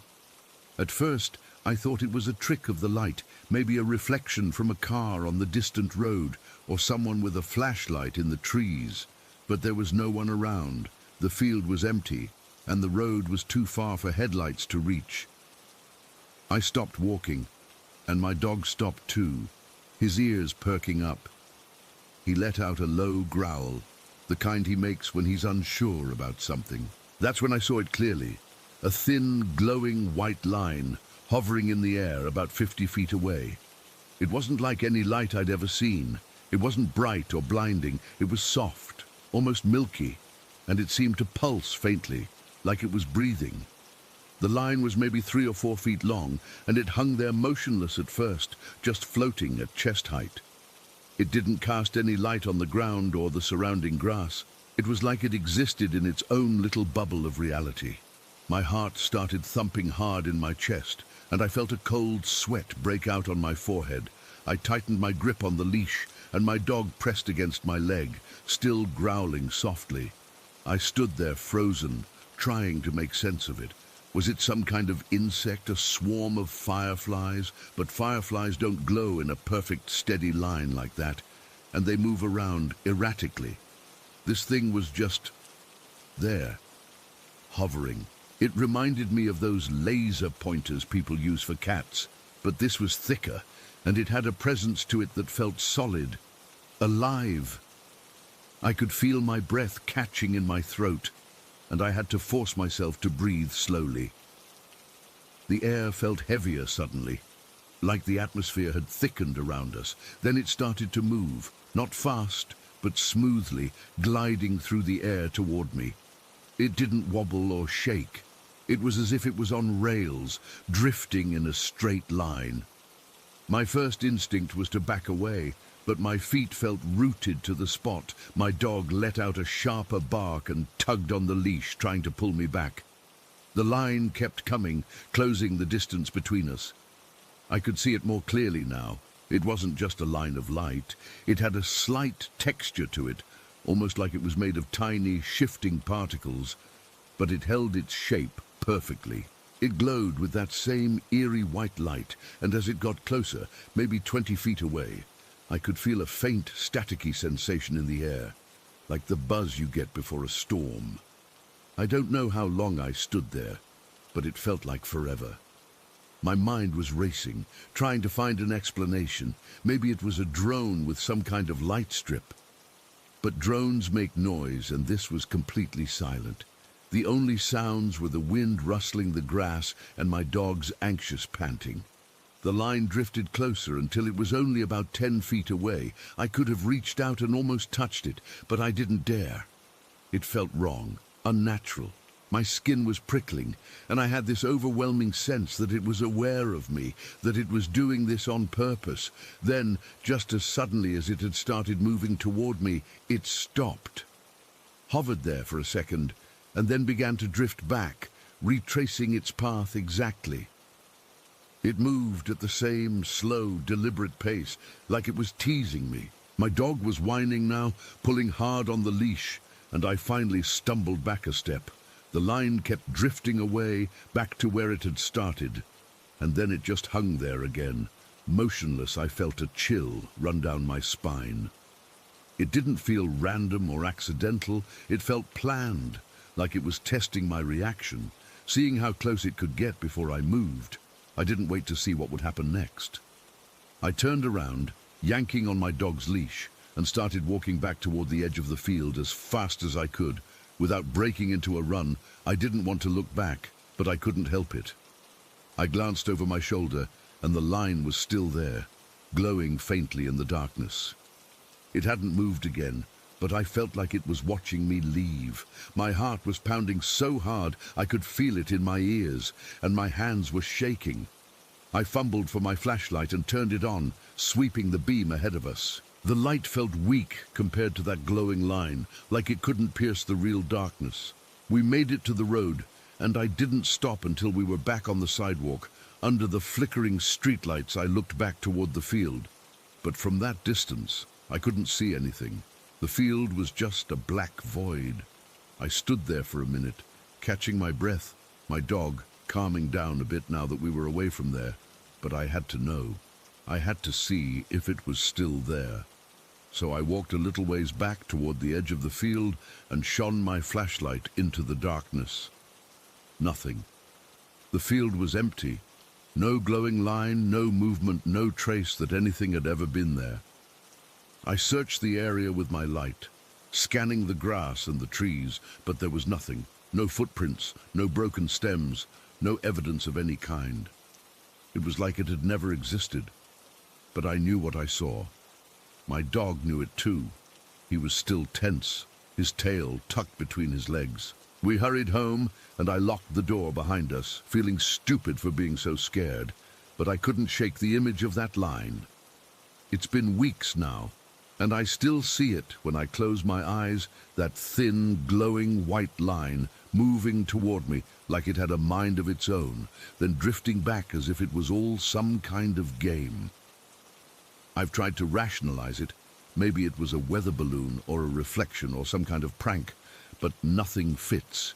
It was too precise, too intentional, and the way it vanished without a trace, it haunts me. I don't walk my dog in that field anymore, and I avoid looking out the window at night. Sometimes I wake up in the middle of the night, sweating, with that image burned into my mind, and I wonder what it was, and why it chose to show itself to me. I'll probably never know, and that's the scariest part. Story 20. I was 13 years old, and it was the day after Labor Day. The long weekend was over, and our family's campground was finally empty. My parents owned this place, a small wooded plot of land with about 30 campsites, a creek, and 2 bathhouses. It was our family business, and that meant holidays always ended the same way, with a full day of cleanup. I hated it. I'd rather have been anywhere else, but my dad's rule was ironclad. Everyone works. That morning, the air was already thick and humid. The kind of late summer heat that makes your t-shirt stick to your back before you even start moving. The smell of dead campfires hung everywhere, that ashy, sweet scent that gets in your clothes and your hair. We'd been at it since 7 in the morning, my mom and sister tackling the main loop of sites, my dad and me taking the back section, which was always the worst. People who camp back there seemed to think the rules didn't apply. We'd already filled 3 giant trash bags with beer bottles, plastic wrappers, and the occasional weird thing, like a single mud-caked shoe.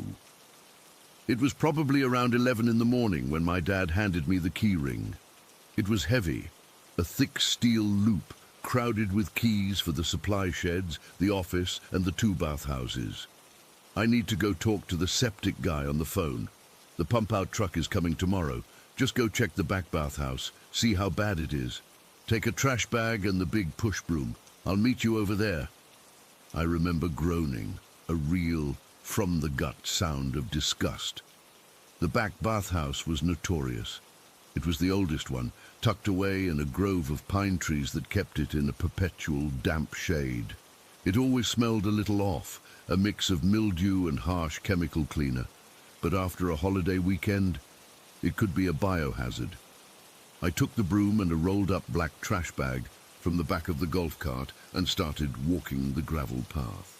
The woods were quiet, the way they only are after a big crowd leaves. No radios, no kids shouting, just the crunch of my sneakers on the gravel and the buzz of flies. I remember that specifically, the buzzing. It was louder than usual, a low, persistent hum that seemed to be coming from the direction of the bathhouse. The building was a simple cinder block rectangle with a shingled roof. The men's side was on the left, the women's on the right.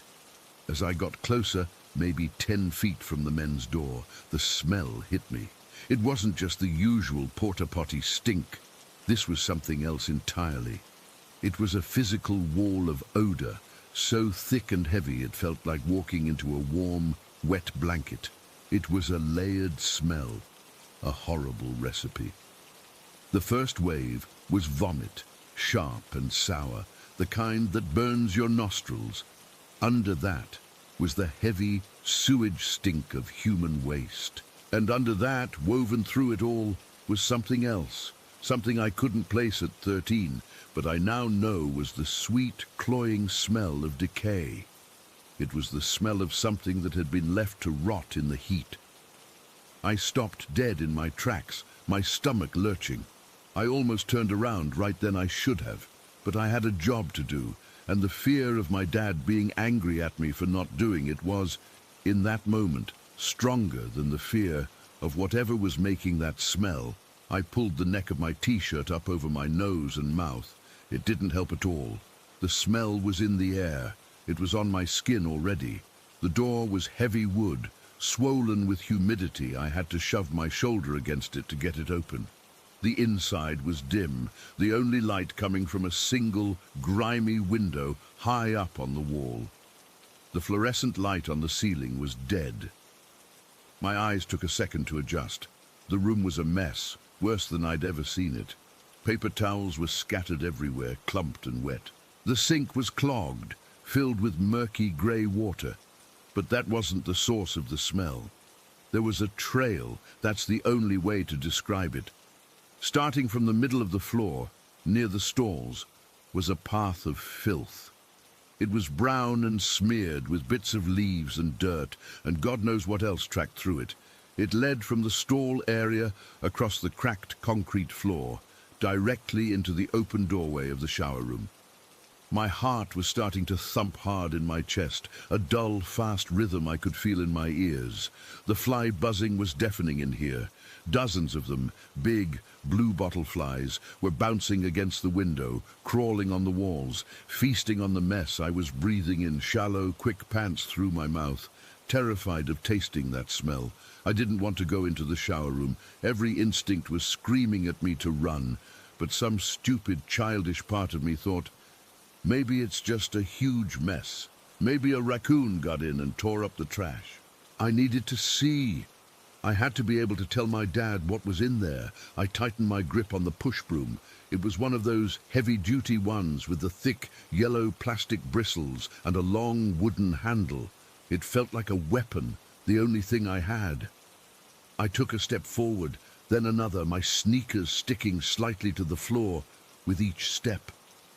The trail of filth led right through the shower room doorway. The shower room was even darker. It had 3 shower stalls, each with a moldy plastic curtain. The first 2 curtains were pulled open, the stalls empty. The third stall's curtain was closed. The smell was concentrated here. It was so powerful, it made my eyes water. I could feel the vomit rising in my own throat, and I had to swallow it back down, the acid burning. The trail ended at that closed curtain. There was a puddle of something wet and dark seeping out from under the hem of the plastic. I stood there, frozen, for what felt like a full minute. I could hear the blood rushing in my head. I was trembling all over. I knew, with a cold, certain dread, that there was something on the other side of that curtain. Something bad. I didn't want to touch it. I didn't want to see. But I had to know. I had to be sure. My hands were slick with sweat. I reversed my grip on the broom, holding it near the bristle end, so I could use the long handle like a prod. I took a shaky step closer. The flies were thickest here, crawling on the curtain, buzzing in a frenzy. I reached out with the very tip of the wooden broom handle. I didn't pull the curtain back. I just poked it. I jabbed the handle forward right into the middle of the curtain, expecting it to hit the tiled wall of the stall. It didn't hit a wall.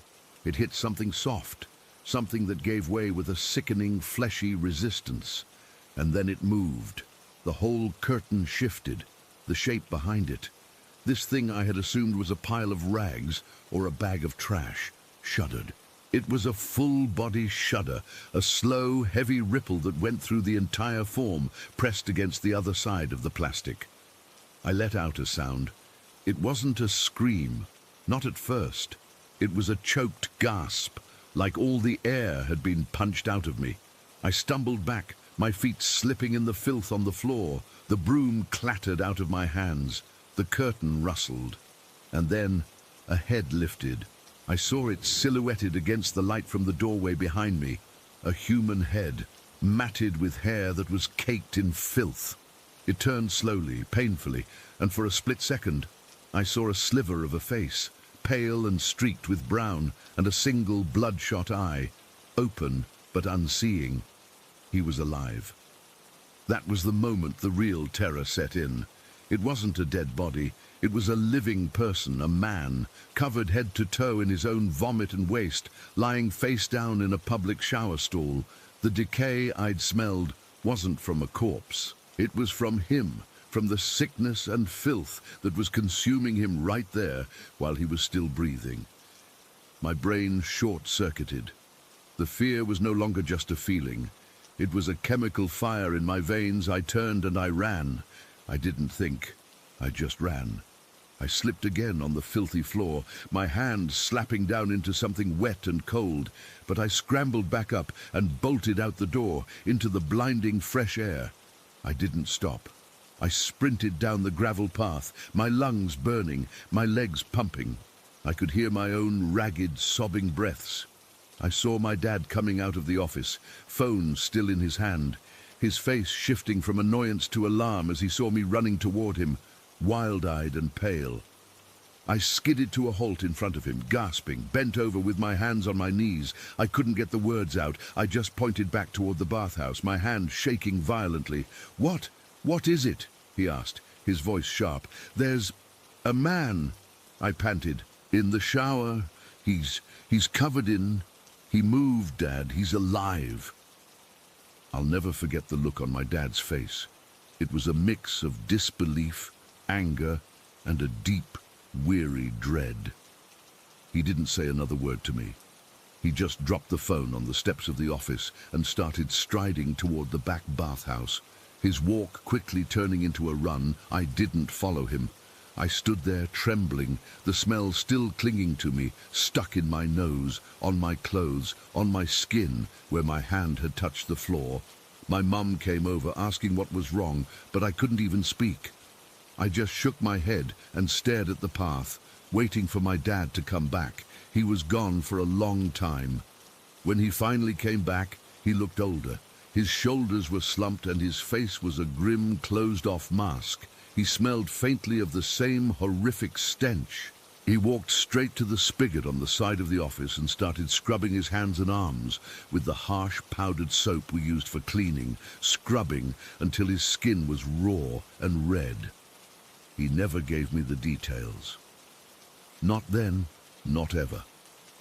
All he said was, "Don't go back there. I've got it handled."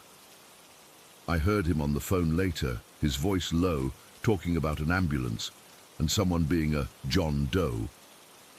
The rest of the day is a blur. We finished cleaning the other sites, but we avoided the back loop entirely. The septic pump-out truck came the next day as scheduled, and a professional cleaning crew came after that. My dad never talked about it again.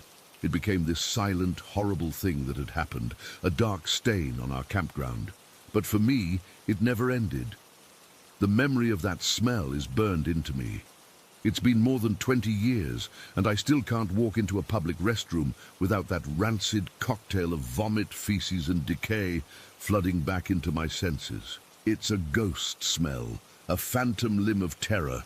I'll be in a perfectly clean gas station bathroom, and my throat will close up. My heart will start that same frantic thumping. I have to turn around and walk out. I can't do it. And I've never been camping again, not once. People talk about the joys of it, the fresh air, the campfires. All I can think about is the darkness in that shower stall, the sound of the flies, and the way that man moved when I poked him with a broom. A man who was so far gone, he was rotting alive in a place where families were supposed to be making happy memories. I left my childhood in that bathhouse, and I took that smell with me, and it's a part of me now, this deep, cellular fear that you can never ever wash off. Story 21. I remember lying in bed, trying to fall asleep, but the wind was so loud it kept me awake. My room was at the end of the hallway, right next to the bathroom, and I could hear the usual sounds, the floorboards groaning under their own weight, the faint rustle of the curtains. But then I started hearing other things. At first, it was just a soft creaking, like someone was slowly shifting their weight on the old wooden stairs. I figured it was just the house settling, or maybe my dad getting up for water, but when I listened closer, it didn't sound right. It was too deliberate, like steps that paused between creaks, as if whatever was making them was listening too. Then came the sound that made my skin crawl, fingernails dragging slowly along the wall. It wasn't a scratch or a tap. It was this long, drawn-out scrape, like someone was running their nails down the plaster from the ceiling to the floor. I held my breath, trying to pinpoint where it was coming from. It seemed to be right outside my door, in the hallway. I remember pulling the covers up to my chin, my heart hammering in my chest. I wanted to call out for my mom or my sister, but I was too scared to make a noise. What if whatever was out there heard me? A few minutes later, I heard the kitchen sink turn on. Not a drip or a trickle, but a full-on gush, like someone had yanked the handle all the way open. Water splashed against the metal basin, and I could hear it echoing through the house. That was weird because everyone was supposed to be asleep. My mom was a light sleeper, and she'd have gotten up if she heard that I strained my ears. But no one moved, no footsteps, no voices, just the water running. And then, after what felt like forever, it shut off abruptly. The silence that followed was almost worse. I must have lain there for another half hour, just listening, when I noticed the bathroom light flickering. It was one of those old fluorescent bulbs that sometimes took a second to warm up, but this was different. It flickered on and off in a random pattern, casting these jerky shadows under my door. I remember seeing the light strip change from bright to dark, over and over, and each time it went out, the darkness felt heavier, like it was pressing in on me. I thought about getting up to check, but my legs felt like jelly. What if I opened the door and something was standing there? Then the wind picked up again, and with it came this new sound, a rubbing noise against the wooden wall near my window. It was a steady, rhythmic sound, like someone was sanding or scraping something. I knew it couldn't be the lilac bush outside because my dad had cut it down the week before I'd helped him bundle up the branches, and there was nothing left but stubby roots. So what was making that noise? It sounded too close, like it was right on the other side of the wall. Inside the house, I curled into a ball, my hands shaking, and tried to tell myself it was just the wind blowing something against the siding. But it didn't sound like that. It was too consistent, too human. That's when I heard the footsteps. Heavy, booted footsteps, like someone wearing work boots was walking through the kitchen. They were slow and deliberate, each step thudding against the linoleum floor. I could hear them moving from near the sink toward the hallway, and my blood ran cold. No one in our family wore boots like that indoors. We always took our shoes off at the door. And besides, it was the middle of the night. I held my breath, listening as the footsteps got closer. They reached the end of the kitchen and stopped right at the hallway entrance, which was just a few feet from my door. I remember the hair on my arms standing up, and I could feel my pulse in my throat. Then, after a pause, the footsteps turned around and started back toward the kitchen, fading away until I couldn't hear them anymore. I don't know how long I stayed like that, frozen in bed, but it felt like hours. My whole body was tense and I was sweating, even though the room was cool. I kept expecting to hear something else, a voice, a knock, anything, but for a while it was quiet, just the wind outside, whipping against the windows. Then, faintly, I heard what sounded like footsteps on the roof. Not like an animal, but heavy, like the ones in the kitchen. They moved across the shingles, slow and steady, and I pictured someone up there, walking back and forth. I wanted to wake my parents, but I was too scared to move. What if I drew attention to myself? At some point, I must have drifted off, because I woke up to the sound of my sister stirring in her room across the hall. It was still dark, but the wind had died down a bit. I lay there, too afraid to get up, until morning finally came. When I did venture out, everything seemed normal. The house was quiet, the sink was dry, and the bathroom light was off. But later that day, I noticed something odd. One of my sister's socks was folded neatly on her bed, even though she'd lost it days ago and we'd searched everywhere. She didn't put it there. She was as confused as I was. That night, and the ones that followed, were filled with similar sounds, creaking, dragging, footsteps, but nothing ever compared to that windy night. It wasn't until years later that my sister told me about the Ouija board she and her friends had used in the house, and how after that, the noises became constant. My mom eventually prayed and sprinkled river water around, and things calmed down. But back then, on that one night, I had no explanation. I just knew that something was in the house with us. Something I couldn't see or understand, and the fear of it has stayed with me ever since. Bimedi and Story 22. It was Christmas vacation in 2006, and we were all staying at my aunt's place in Ciudad Leo, Durango, Mexico. The air had that weird mix of holiday cheer and something else. Something heavy, like the humidity was pressing down on us, even though it wasn't that hot. I remember waking up that morning feeling off, like I'd slept wrong or something, but I brushed it off because we were supposed to do this ghost hunt thing. My family's always been into the supernatural, but this time it felt different, like we were poking at something we shouldn't. The idea came up over breakfast. My aunt was talking about how her gate had been creaking at night, and someone joked that it might be ghosts. Then it spiraled from there. We decided to go out with a camera later that day, just to see if we could catch anything. I was a teenager then, so part of me thought it was cool, but another part was already getting that knot in my stomach. We didn't have fancy equipment, just a basic digital camera. My mum had brought along, nothing professional, which made it feel more real, you know, like we weren't setting anything up. By mid-morning, we were all hanging around the house and the tension was building. My aunt's place is this old adobe-style building with a big wrought-iron gate at the front. It's rusted in spots, and when the wind blows, it makes this groaning sound that sets your teeth on edge. We started outside around noon, the sun high but not too bright, casting long shadows that made everything look sharper.